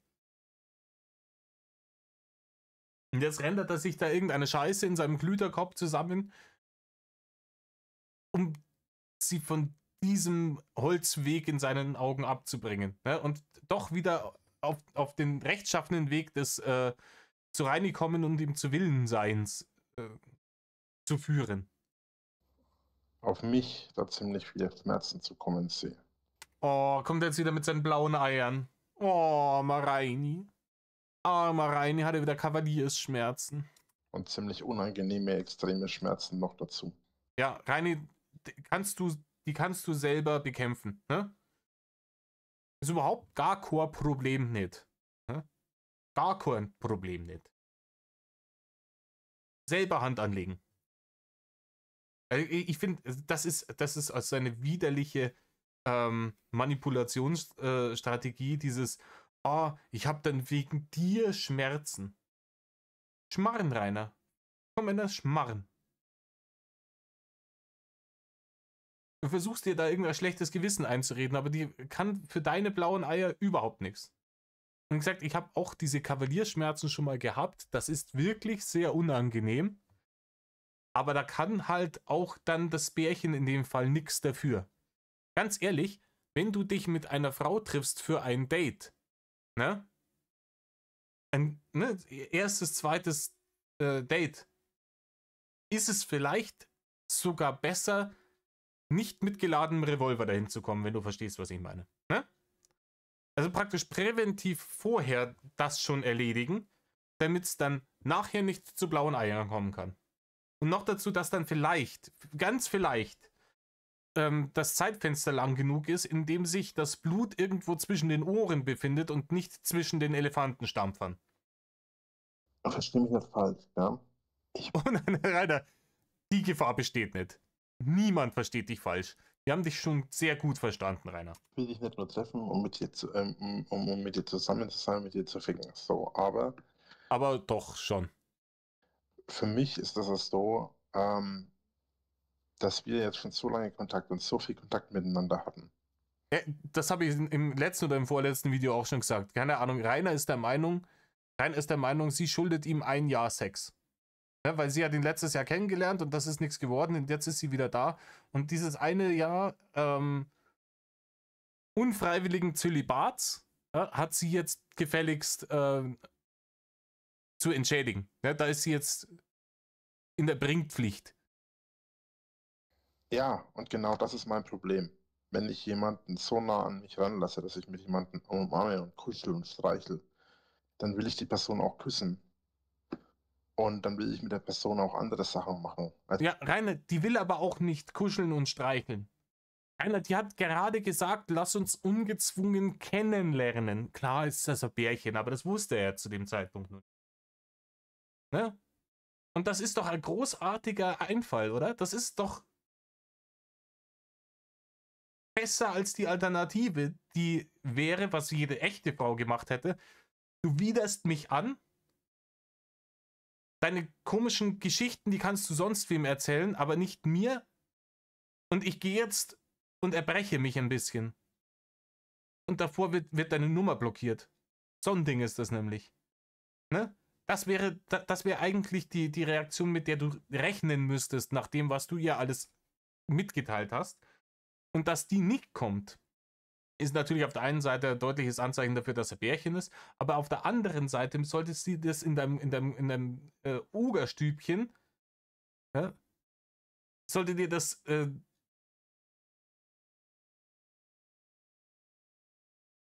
sorry, ich muss mich gerade um die Katzen kümmern. Wo waren wir stehen geblieben? Ach ja, in einem Ogerstübchen sollte dir das eigentlich ein Feuerwerk der Freude entfachen, dass du sagst, hey, die will tatsächlich nochmal kommen. Auch wenn ich mich einfach wie eine Wildsau verhalten habe das letzte Mal. Und dann hast du da gefälligst sämtliche Bedingungen zu akzeptieren, die sie dir dafür stellt. Weil, wie gesagt, jede normale Frau das nicht machen würde. als nur kuscheln. Ich habe überhaupt kein Problem mit Romantik, im Gegenteil. Haben wir gesehen mit diesen 3 Teelichtern. Damit komme ich vollkommen klar. Was ich allerdings nicht geil finde, ist, wenn ich dann hergehe und Die Scheiße baut. ich weiß nicht, wie ich das anders ausdrücken soll, dann im Prinzip quasi die ganze Zeit auf Granit beiß. Naja, wir reden hier ja von 2 Tagen kennenlernen und dann halt vielleicht mehr. Aber das wäre doch okay, wenn man sich erstmal richtig kennenlernt im Realen, oder? Und wenn es dann nach 2 Tagen nicht gut geht, dann bleibst du entweder bloß die 2 Tage und haust danach ab, oder es gibt trotzdem keinen Sex und du bleibst noch den Rest der Woche da. Ja, und da sieht man wieder, was Rainers Gedankengang dahinter ist. Moment, aber dann muss ich ja Zeit mit dir verbringen, ohne dass wir bimsen. Aber ihr könntet die Zeit mit einem viel interessanteren Menschen verbringen, und zwar mit Rainer Winkler. Das ist der großartigste Mensch der Welt. Und wenn ich gerade wenn meine sexuellen Bedürfnisse gerade befriedigt sind, dann möchte ich eigentlich nur Zeit mit Rainer Winkler verbringen. Warum soll ich dann noch Zeit mit dir verbringen? Ich glaube, irgendwas stimmt doch mit dir nicht. Dann bist du hier und es wird nicht gebimst. Jetzt mal. ganz, weißt du, anstatt dass er sagt, die Alternative ist einfach, dass gar niemand da ist und dass auch in der Zukunft niemals gebimst wird. Stattdessen hat er jetzt die Aussicht, ja, okay, vielleicht wird in der Zukunft gebimst, wenn ich ihn jetzt hier nicht saudumm anstelle. Gut, wahrscheinlich weiß er einfach, dass er sich saudumm anstellt und weiß einfach so, wenn die Möglichkeit hat, ihn besser kennenzulernen, wird sie ihn wegstoßen. Deswegen will er den Frauen ja immer gleich Kinder irgendwie machen, damit sie danach noch gezwungen wären, Zeit mit ihm zu verbringen. So in der Richtung. Du wirst ja kaum mit mir ins Bett gehen, wenn es dir nicht gut geht. Ja, Rainer, das ist normal so. Niemand bimst in der Gegend umeinander, wenn es ihm nicht gut geht. Das ist ein ganz widerlicher Move. Und viele andere Fakten, die momentan zusammenfallen, kommen mir da viele Sachen in den Kopf, die mir einfach zu seltsam sind. Und pass auf, ich will kein arrogantes und ich will schon gleich gar kein egoistisches Arschloch sein. Wenn du das nicht willst, dann bist du auch hier wieder krachend gescheitert, Rainer. So wie immer. Ja? Also wenn du das nicht willst, dann würde ich, also dann definitiv der falsche Handlungsansatz, den du da fährst. Ist nicht mein Stil. Aber wenn du das so nicht möchtest, ist das für mich absolut in Ordnung. Aber dann möchte ich auch nicht, dass wir da irgendwie groß drum rumeiern. Weil ich bin kein 16-Jähriger mehr, der sich irgendwie ein Jahr hinhalten lässt, bis er seine Flamme mal vögeln darf. Zumal ich noch dazu mal sagen muss, dass du mich ja schon mehr als ein Jahr hinhältst mittlerweile. Wie gesagt, das ist das, was ich vorher gesagt habe. Sie ist ihm 1 Jahr 6 schuldig in seinen Augen. Natürlich ist sie ihm gar nichts schuldig. Für jeden, der komplett kernbehindert ist. Aber und hier zeigt er wieder sein wahres Gesicht. Jetzt ist nämlich der Geduldsfaden am Ende. Ne? Er hat jetzt irgendwie die ganze Zeit so getan auf, oh, ich bin ja der liebe Rainer und jetzt kommen wir vorbei und dann, und schauen wir mal und langsam reißt ihm der Geduldsfaden, weil er sich denkt, jetzt komm endlich her und halt Wurstfach hin. Und bis du da bist, will ich jetzt daddeln. Er hat überhaupt keinen Bock auf dieses Gespräch. Ja? Weil dieses Gespräch ist nicht Snoo-Snoo. Und für was anderes als für Snoo-Snoo sind Frauen in seinen Augen nicht da. So gesehen. Auch wenn wir jetzt ein halbes Jahr keinen Kontakt hatten.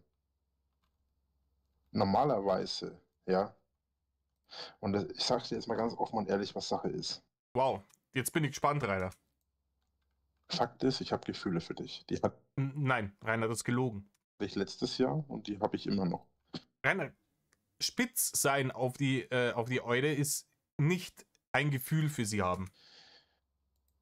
Zwischendurch waren die Gefühle nicht mehr ganz so relevant für mich, weil wir keinen Kontakt mehr hatten.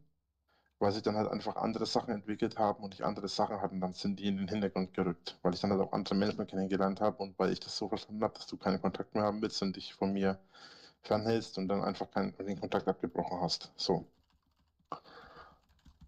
Es ist dann aber für mich ja so gewesen, dass nichts Besseres hergegangen ist. Und deswegen backe ich jetzt an dich wieder hin. dass in der Zeit mein Leben ist ja deswegen weitergegangen. Und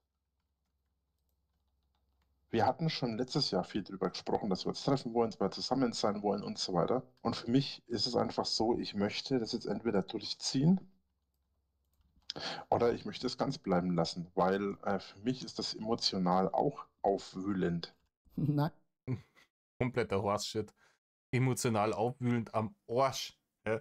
Er ist wie so ein kleines, bockiges Kind, das nicht erwarten kann, dass ein anderes Kind mit irgendeinem Spielzeug fertig ist, zu spielen, damit ich will jetzt aber mit dem Bagger spielen.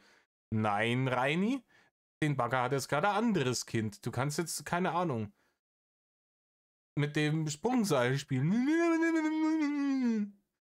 Ich erzähl dir jetzt einmal was. nein, für dich Bei mir läuft es so. ist das nur geistig anstrengend, nicht emotional aufwühlend, denn du hast keine Gefühle für diese Frau. Das ist richtig. Und er muss vor allem, was halt auch wild ist, je mehr er sich mit der Frau unterhält, desto mehr hanebüchene Lügengeschichten hat er ihr aufgetischt. Und dann muss er im Kopf, muss er das alles zusammenhalten, was er ihr nicht alles vorgelogen hat. Und wir wissen alle, da ist er zu dumm dazu. Und dann stolpert er wieder über irgendwas drüber und behauptet wieder irgendwas. Dann kommt sie, Moment, aber du hast doch gesagt so und so. Dann muss er sich dann die nächste Lüge zusammenrendern. Das ist ja fürchterlich, das ist ja anstrengend, artet in Arbeit aus. Du willst dir einfach keine Mühe machen, um an das zu kommen, was du willst, nämlich eine Dame auf deiner Matratze. Das ist der springende Punkt. Denn zu diesem Zeitpunkt hattest du ja noch diese anderen Damen, die alle ja irgendwie ein Kind von dir wollten oder zumindest so in die Kiste mit dir wollten. Und da willst du dir jetzt nicht die Mühe machen, noch jemanden erst richtig kennenzulernen, wenn sie meint, das wäre erstmal der bessere Schritt. Ich glaube, das kann auch jeder hier von uns nachvollziehen, dass es der bessere Schritt wäre. Also außer einer vielleicht, der gerade zuschaut, hallo Reini, der kann das nicht so ganz nachvollziehen. Und schon beim letzten Mal, ja, das, was du letztes Jahr abgezogen hast da, als du den Kontakt abgebrochen hast, weil den hast ja du abgebrochen, nicht ich. Nein, Ja, Käsepries, Rainer. Was sie abgezogen hat. Jetzt bin ich ja gespannt, was das war, was sie abgezogen hat. du hast mich blockiert. Ja, Geld. Du hast den Kontakt abgebrochen. Ja, aber du hast mich doch blockiert. Aber du hast dich trotzdem nochmal gemeldet. ja, was du mir alles vorgeworfen hast und so weiter, und du hast das Ganze ja beendet gehabt. Und dann habe ich halt, und nachdem du hast das Ganze beendet gehabt, und dann habe ich dich blockiert, nachdem du mir irgendwelche endlosen Vorwürfe gemacht hast, obwohl ich dir vorher erklärt habe, wie das läuft. Ja, ich wurde dir vorher erklärt habe, wie das läuft, Rainer, aber nur weil du ihr das so erklärt hast, heißt es ja nicht, dass das so läuft. Rainer meint, er sagt irgendwas und dann Lex Rainer tritt in Kraft und dann ist es ja so. Rainer, es gehören 2 Leute zu der ganzen Geschichte. Und wenn sie sagt, nee, so läuft das nicht, dann läuft es so nicht. Fertig. Und was Und die Vorwürfe, das kann ich mir auch wieder vorstellen. Keine Ahnung, wir haben ja die Leaks von 2023 auch mitgekriegt. Ne? Du machst mir immer Vorwürfe. Das hat aber im Cola-Bärchen auch schon verzapft. Die Vorwürfe, die sie ihm dann gemacht haben. Rainer, die haben dir nicht irgendwelche Vorwürfe gemacht, sondern die haben dich mit der Nase drauf gestoßen, dass du ihnen wieder Scheiße erzählt hast. Ne? Und gerade was dann irgendwelche anderen Weibergeschichten angeht und dergleichen. Aber das ist wieder, da sind wir jetzt wieder bei der Realitätsgeschichte. Die Realität ist ein Hater. Die Realität ist ein fürchterlicher Hater. Und wenn die kommen und ihn dann praktisch mit gewissen Dingen aus der Realität konfrontieren, das ist Hass und Mobbing. Ja, dann ist das Vorwürfe machen. Das ist Diskriminierung. du machen musst dagegen. So. So. Und eigentlich bist du in dem Moment bei mir an einem Punkt angelangt gewesen. Wenn ich an diesem Punkt bin, an dem ich bei dir war, ist der Kontakt für mich abgebrochen, abgeschlossen und wird auch nie wieder aufgenommen. Das merkt man, Rainer. Deswegen baggerst du jetzt hier wieder seit Wochen an die Frau hin. Ja, weil das deine Prinzipien, ja, wir wissen alle, Rainers sogenannte Prinzipien, die sind den Atem nicht wert, den er genutzt hat, um sie in die Welt zu brüllheulen. Der hat genau gar keine Prinzipien. Eigentlich warst du an dem Punkt bei mir, wo ich sage, ich werde, ab diesem Zeitpunkt möchte ich mit dieser Person nie wieder in meinem Leben was zu tun haben. An dem Punkt warst du bei mir. Und ich habe meine Prinzipien komplett über den Haufen geworfen. Was ich damit sagen will, ist, ja, wenn ich jemanden liebe, dann liebe ich jemanden. Keiner weiß nicht, was Liebe ist. Rainer kann Liebe nur für sich selbst empfinden. Richtige, aufrichtige Liebe einem anderen Menschen gegenüber ist ihm, glaube ich, vollkommen fremd. Das Konzept versteht der Mann auch überhaupt nicht. Ja? Da gibt es bei mir keine Hin und Her. Und du hast mir so wehgetan, dass ich an dem Punkt wirklich gesagt habe, ich lasse es komplett bleiben. Sie hat ihn damit konfrontiert, dass er sich wie eine Wildsau verhalten hat und dass er sie angelogen hat. Und das hat ihm so wehgetan. Ja, herzlichen Glückwunsch, Rainer. Ich habe zu keiner, bis auf eine einzige, habe ich zu keiner meiner Ex-Freundinnen mehr Kontakt. Und auch zu der einen habe ich eigentlich keinen Kontakt mehr. Ich habe noch den Kontakt, weil ich noch mit ihr schreiben kann, aber das mache ich nicht. Aber sie ist nicht. Ich habe den Kontakt, weil ich mit ihr schreiben kann, aber ich schreibe ihr gar nicht. Außerdem fahre ich gar kein Motorrad. Also, sie hat dich nicht blockiert. Theoretisch könntest du ihr schreiben, aber ihr habt trotzdem keinen Kontakt. Ja. Bla, Rainer. Bla. Sie ist die einzige, die nicht blockiert ist, beziehungsweise die meine Nummer noch hat, deren Nummer ich noch habe. Und davon abgesehen habe ich mit keiner von meinen Ex-Freundinnen mehr Kontakt. Ja, weil du keine Ex-Freundinnen hast, Rainer. Um eine Ex-Freundin zu haben, müsste man eine Freundin gehabt haben. Weil die alle Und nein, wenn dir eine Haterin, ein Bärchen, eine Beziehung vorspielt, hast du deswegen nicht eine Beziehung mit ihr gehabt. den Kontakt irgendwann abgebrochen haben. Und bei denen wird auch nie wieder ein Kontakt aufgenommen werden. Das garantiere ich dir. So. Und jetzt ist die Sache die. Ich werde dich zu nichts zwingen. Wow, Rainer, toll. Bildest du dir darauf was ein? Rainer, du kannst sie zu nichts zwingen, weil das illegal ist. Das nennt sich Nötigung. Ich möchte auch keinerlei. Im besten Fall für dich nennt sich das Nötigung. Es könnte auch noch ganz anders heißen. Forderungen stellen. Doch, Rainer, du stellst Forderungen schon die ganze Zeit. Bis zu dem und dem Tag hat sie da zu sein und sie hat jetzt dieses zu machen und jenes zu machen. Und ich möchte auch keinerlei Deadlines setzen. Das tust du aber permanent. Die habe ich bereits eine Deadline gesetzt, weil du bei mir schon diesen Punkt überschritten hattest Ich setze keine Deadlines. Die habe ich schon eine gesetzt. im letzten Jahr. Du hast mich mehr als einmal stark verletzt. Und normalerweise lasse ich das nicht zu. Und ich habe dir jetzt diese letzte Deadline vom Montag gesetzt, dass ich spätestens da mich mit dir treffen möchte. Und entweder klappt es jetzt oder es klappt nicht. Alter, allein dieser Ton, das hat jetzt richtig Psychopathisches, oder? Das hört sich an wie irgendeine Sprachnachricht, die irgendein wilder Stalker jemandem auf die Mailbox gesprochen hat. Entweder klappt das jetzt oder es klappt nicht. Also wie ein absolut kranker Psycho einfach.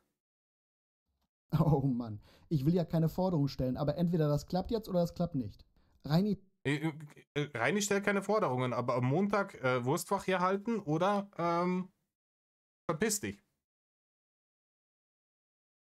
Keine Forderungen, der Reini. dann sag halt, es klappt nicht und lass es, aber setz doch die Dame nicht ständig irgendwie unter Druck. Du stellst dich immer so hin als der verständnisvolle und der gute Mensch, der niemand irgendwas Schlechtes tun will. Und wenn man bedenkt, von deiner Seite aus, heißt es halt immer nur, entweder du machst jetzt das, was ich will, oder du kannst dich verpissen. Ich gebe dir mal einen guten Tipp, weil du vielleicht nicht weißt und aus Mangel an Erfahrung nicht kennst. In Beziehungen oder bei sich anbahnenden Beziehungen muss man auch mal zu Kompromissen bereit sein, weil der andere Part natürlich auch seine Wünsche und Vorstellungen hat. Ich weiß, ist schwer für dich zu akzeptieren, wenn es nur dich in deinem Leben gibt, aber das kannst du vielleicht ja mal so als kleinen Punkt mitnehmen, über den du mal nachdenkst. Dann waren wir oben und ich habe ein paar Mal versucht, dich zu küssen. Allerdings wollte ich dich auch nicht bedrängen damit. Auch bei dem Vorhaben bist du auch krachend gescheitert, so wie bei allem. Ich wollte dich nicht bedrängen. Nein, Rainer. Natürlich nicht. Hab das auch akzeptiert, dass du das Nein gesagt hast. Nein, Rainer, das hast du offensichtlich nicht. Du hast es selber zugegeben, dass du das Nein eben nicht akzeptiert hast. Auch wenn ich es trotzdem nochmal versucht habe. Ey, ist unfassbar. Es ist unfassbar. Ich habe das Nein akzeptiert. Ich habe es danach zwar weiter versucht, aber ich habe das Nein akzeptiert.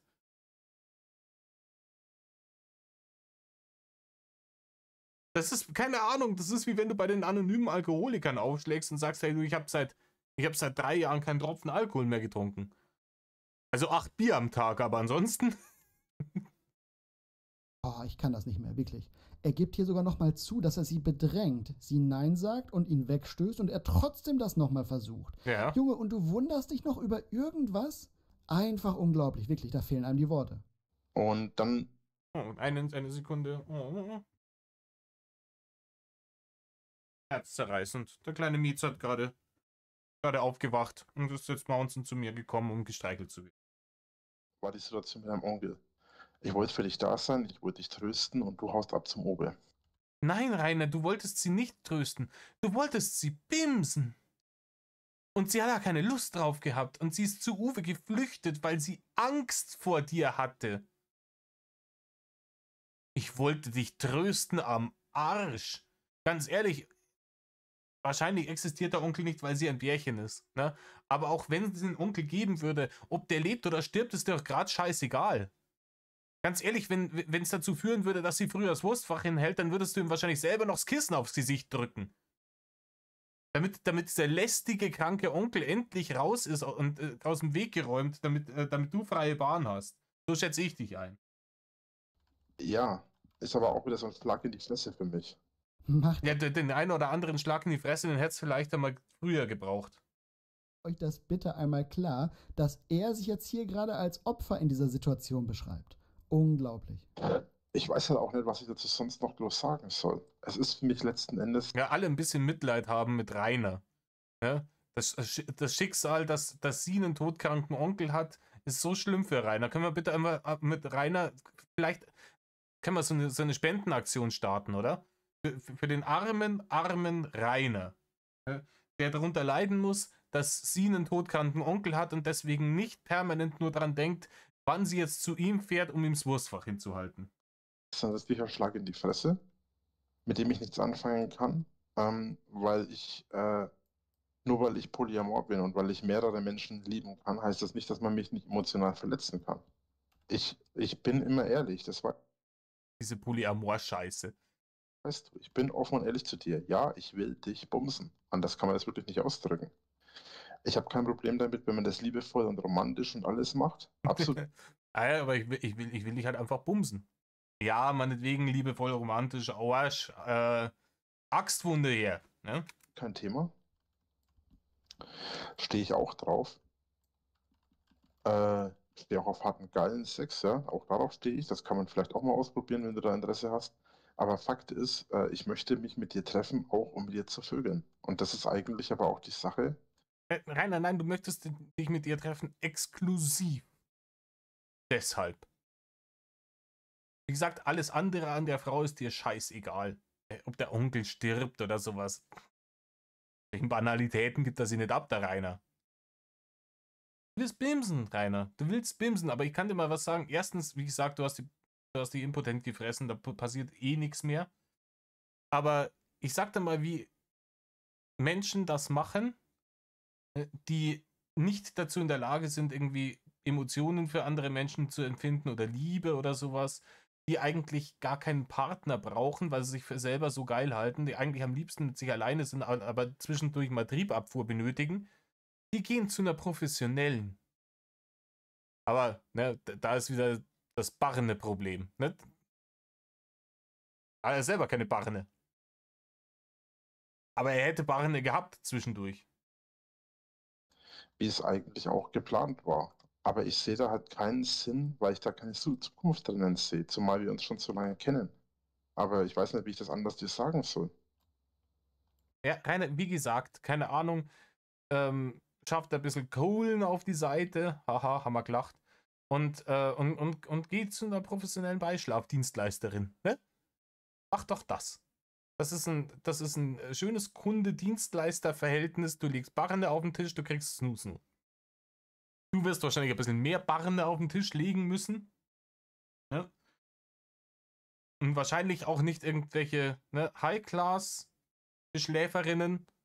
Aber für irgendeine komische Cracknote vom Bahnhof wird schon langer. Zumal es keine Garantie gibt, dass wenn du herkommst, dass du wirklich eine ganze Woche da bleibst. Soll es dir jetzt alles schriftlich geben? Macht's jetzt einen Vertrag, oder? Da gibt es dir dann schriftlich, vertraglich zugesichert, dass sie mindestens eine Woche da bleibt und spätestens ab dem 3. Tag ihr Axtwunde angesagt ist. Wenn du eine ganze Woche, selbst wenn du eine ganze Woche da bleibst, gibt es keine Garantie, dass du nach den 2-3 Tagen, mehr willst. Richtig, und das Rainer. ist halt für mich so eine Sache. Zeitverschwendung ist nicht der richtige. Wow. Wow, Leute. Rainer, das ist unfassbar. Zeitverschwendung ist jetzt nicht der richtige Weg. Doch, Rainer, genau das ist es. Sag's doch einmal. Sei doch einmal der große, ehrliche Lord, aus dem du dich immer hinstellst. Sag es ihr doch.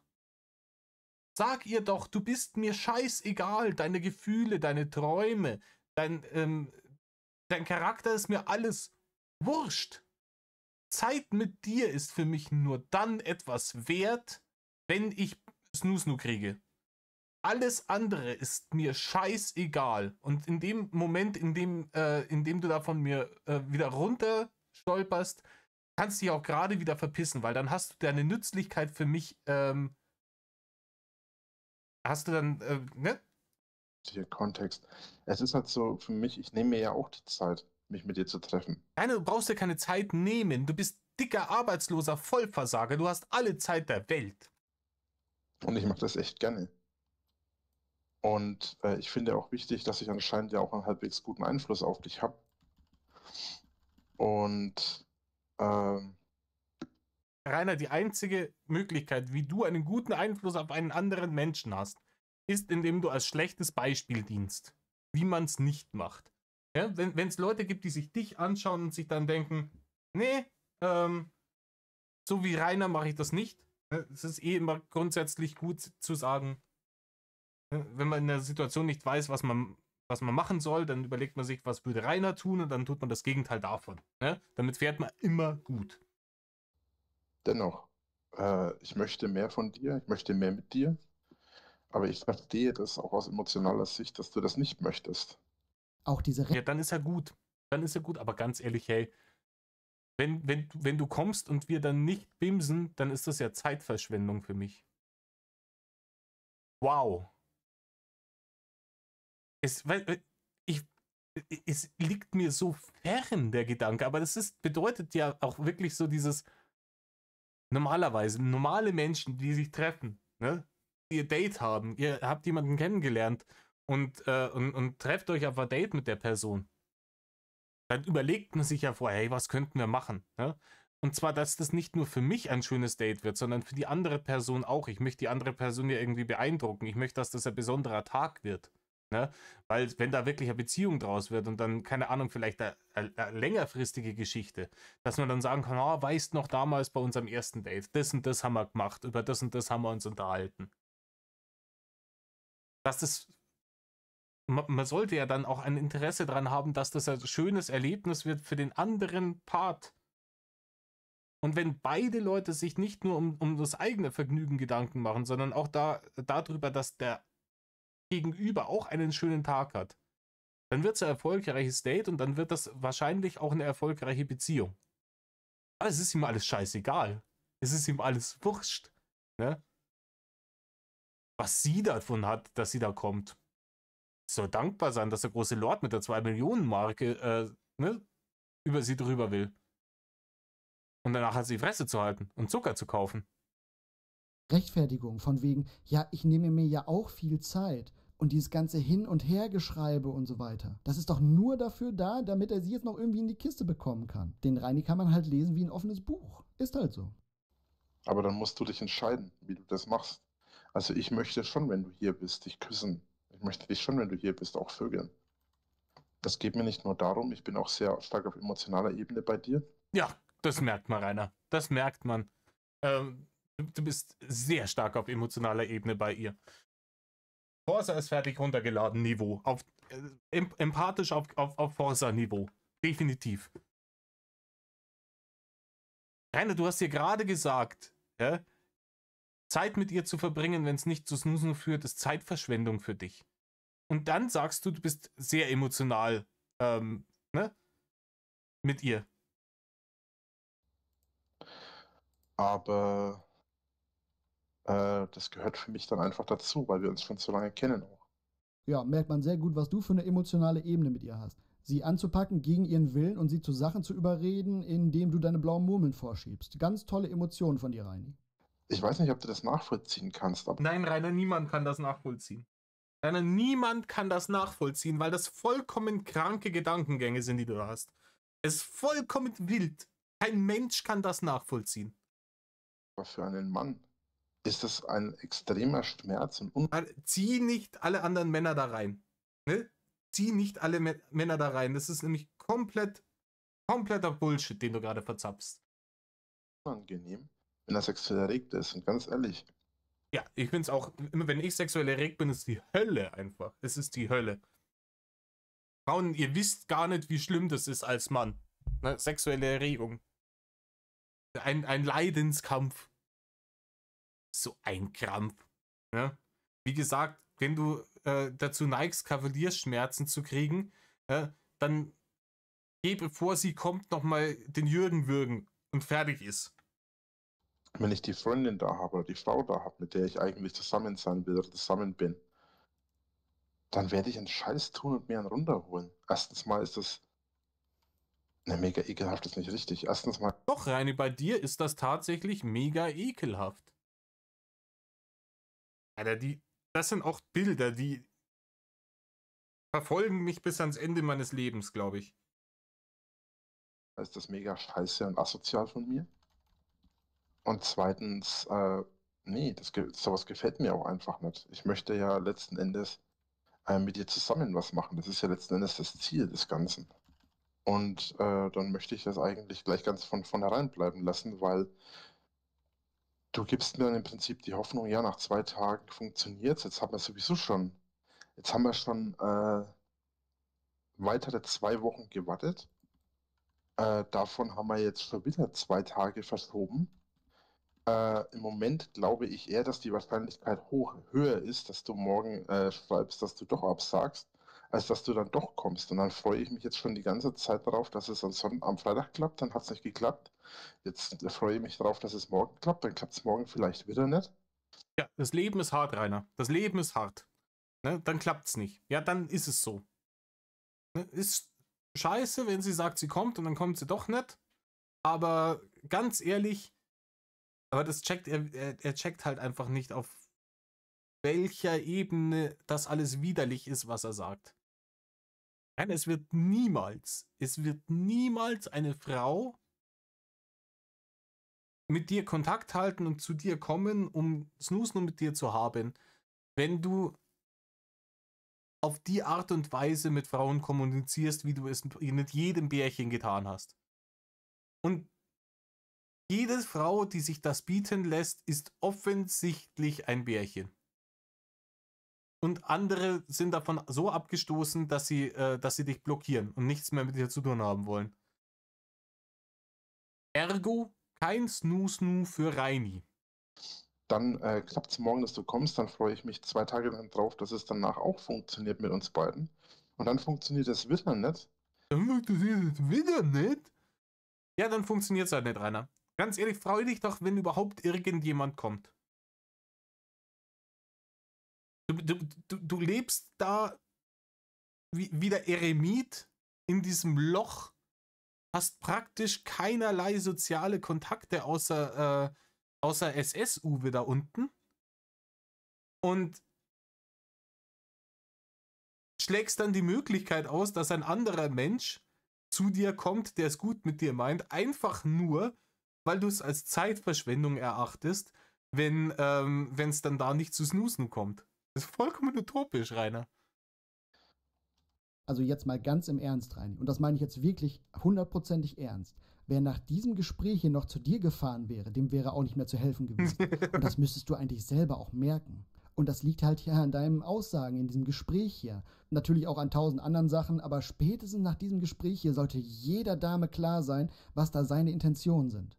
Weil wenn du jetzt schon so, wenn dich das jetzt schon so fertig macht und du jetzt schon so eifersüchtig bist, dann wird sich das auch in 2 Tagen vermutlich.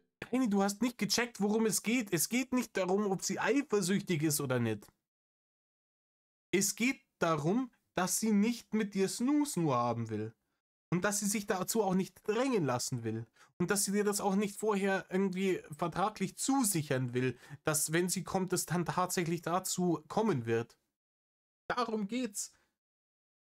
Deine erfundenen Bumsdödel-Geschichten mit irgendwelchen anderen Bärchen sind ja scheißegal, die tun doch hier überhaupt nichts zur Sache.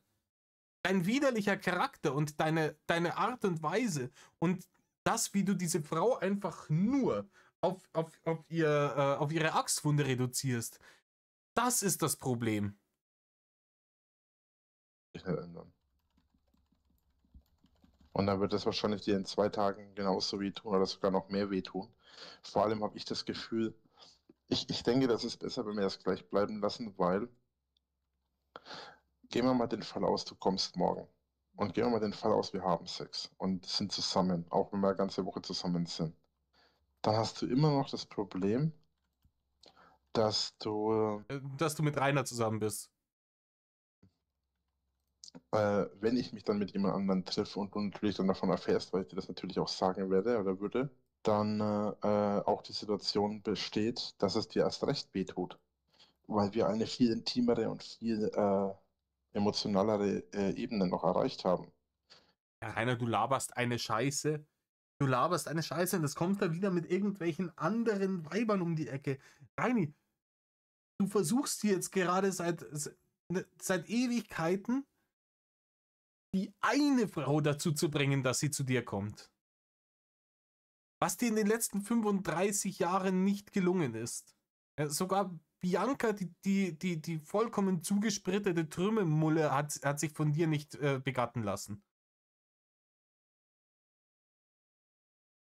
Und anstatt das erste Mal anständig hinzukriegen, fabulierst du jetzt wieder von irgendwelchen Fantasietussis, die du dann in der Zukunft, wenn du dann mit dem Bärchen mal zusammen bist und geheiratet hast und Kinder in die Welt gesetzt hast, die du dann nochmal durchnudeln willst. Das ist vollkommen utopisch, Rainer. Weil gerade die emotionalen Zustände, die steigern sich ja dann auch noch durch den körperlichen, sexuellen Kontakt. Und dann wird es dir erst recht schlecht gehen. Deswegen ist es vielleicht schlau, wenn man es gleich ganz bleiben lässt und es gleich ganz aufhört. Ich sag dir ehrlich, was ich. Auch das ist auch wieder so ein Cola-Bärchen-Move. Ja.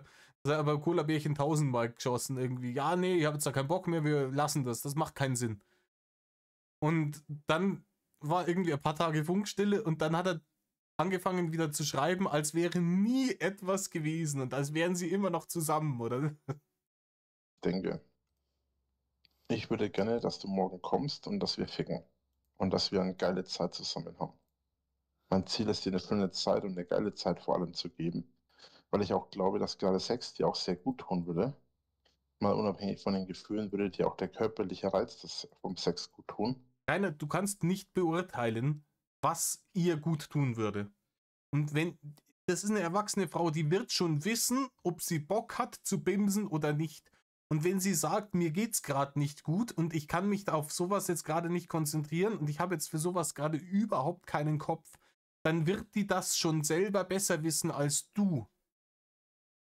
Ne? Mit Sicherheit.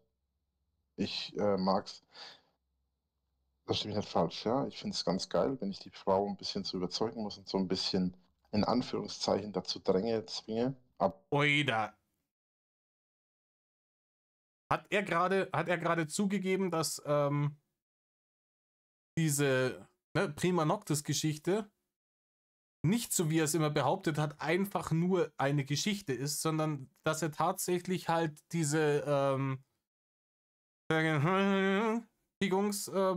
Fantasien hegt, hat er es gerade wirklich zugegeben. Ich stehe drauf, die dazu zu drängen und dazu zu zwingen. Wow, Rainer. Wow. Der Mann gehört in den Knast. Es ist unfassbar. Es ist unfassbar. Der labert hier. Nicht nur hat er zugegeben, dass er sie im Schlaf betatscht hat. Er gibt jetzt gerade zu, dass er drauf steht, Frauen zu bedrängen und dazu zu zwingen. Ich weiß nicht mehr, was ich dazu noch sagen soll. Es ist vollkommen utopisch. Aber halt auch nur im spielerischen Zusammenhang. Ah, ja klar. Einwandfrei. Und jetzt mal angenommen im spielerischen Zusammenhang, wenn die Frau dann sagt, lass mich in Ruhe und fass mich nicht an, du widerliche fette Drecksau. Was? Dann hört er auf, oder? Ganz bestimmt. Wow, okay, jetzt kommen wir in Bereiche, die echt übel sind. Er gibt zu, dass er sie bedrängt hat, obwohl sie Nein gesagt hat, und gibt zu, dass er ja das auch ganz geil findet, Frauen zu bedrängen. Natürlich nur im spielerischen Zusammenhang. Puh, also langsam tun sich da wirklich Abgründe auf. Junge, Junge, Junge.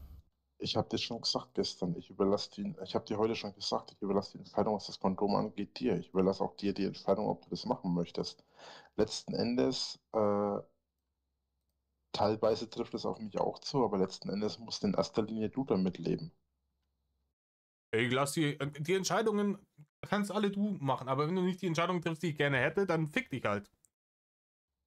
und damit klarkommen. Natürlich trifft es auch auf mich zu, aber ich muss damit klarkommen. Ähm, auch ich muss damit klarkommen, dass dass Rainer, du musst damit klarkommen, dass die dich nicht bimsen will. Damit musst du klarkommen. Aber wovon rede ich? Der Mann kommt auf überhaupt nichts klar. Der kam noch nie auf irgendwas klar, der wird auch nie mehr auf irgendwas klarkommen.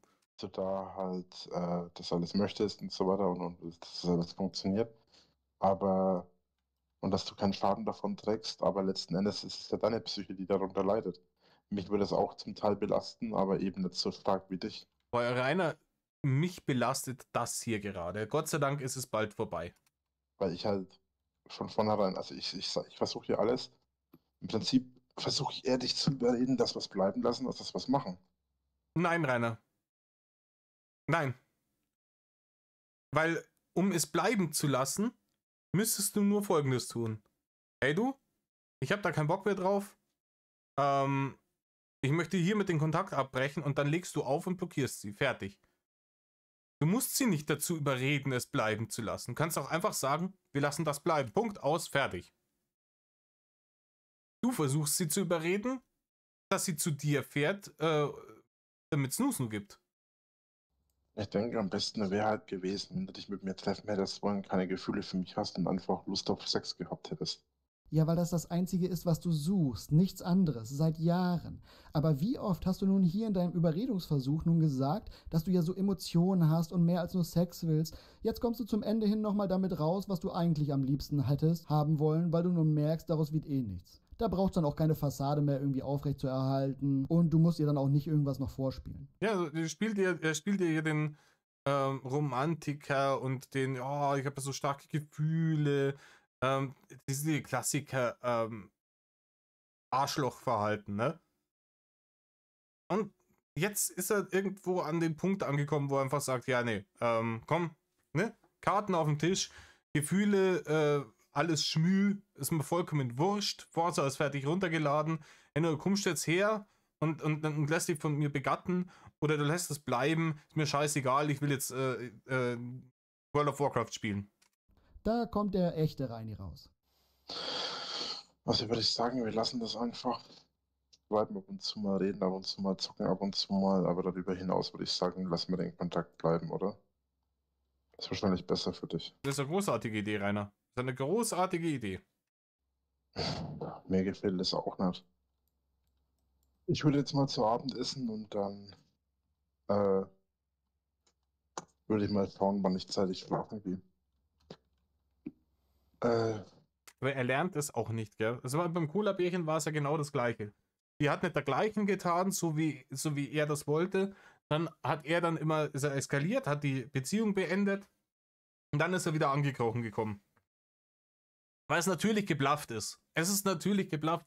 Rainer weiß doch in sich drin selber sehr genau, dass er eben nicht 20 Weiber an jeder Hand hat. Und dass jede einzelne, die irgendwie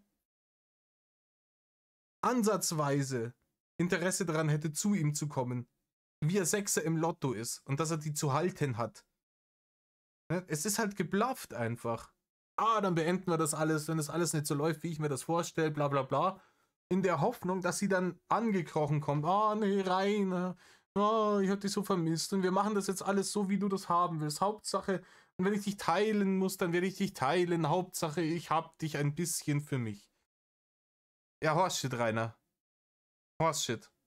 Rainer, dich zu haben, ist ungefähr so wie, keine Ahnung, mit einem Schuh mit sehr tiefem Profil in einen dicken, fetten Hundehaufen reinzusteigen. Man versucht so schnell wie möglich wieder loszuwerden. Eigentlich würde man den Schuh gerne wegschmeißen. Ja, ich würde dir jetzt dann erstmal einen schönen Abend wünschen. Und ja, keine Ahnung. Weiß ich nicht. Können wir dann morgen telefonieren oder so? Also soll ich nun morgen nicht kommen? Ja, du willst ja nicht kommen, oder? An dieser Stelle hat das Indigo-Bärchen einen Oscar-reifen Auftritt hingelegt und ein paar Tränchen verdrückt. Oh Mann. Und das ist aber genau das, das hat sie sehr gut gemacht. Das ist genau das, was Rainer wollte. Ja? Rainer hat gedacht, er blufft jetzt hier und dann kommt sie angekrochen. Und sie hat ihm das gegeben, einfach um noch ein bisschen Matt zu farmen. Oh, das ist unfair, was du machst gerade.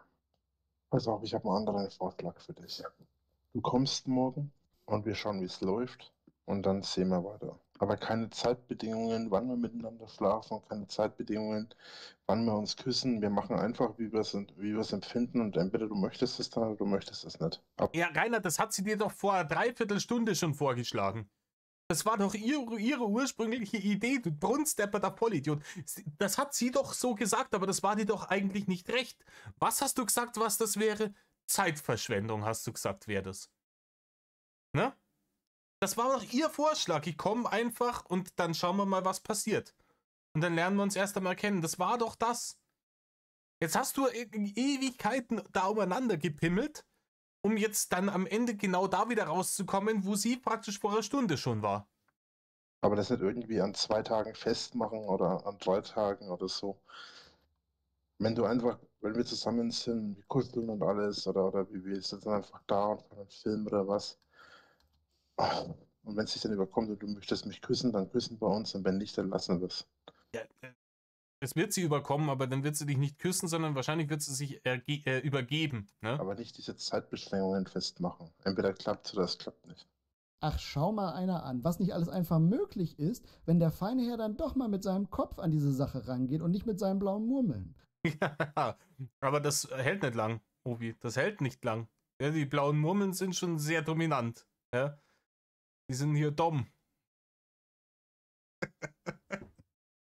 Hirn ist sapp. Hirn ist sapp. Blaue Murmeln sind dumm. Schau Dumm. an, dann geht's dann doch auf dieser zwischenmenschlichen Ebene. Ich bin begeistert, Reini. Hättest du mal gleich angefangen, mit dem Kopf dieses Gespräch zu führen, anstatt mit deiner unteren Körperhälfte, hättest du dir wahrscheinlich eine Stunde Diskussion ersparen können, mein Lieber. Das ist richtig. Am Anfang so, hey, du wolltest doch morgen kommen. Was machen wir denn dann? Im Übrigen kein Stress, ne? Kein Druck, keine Erwartungshaltung.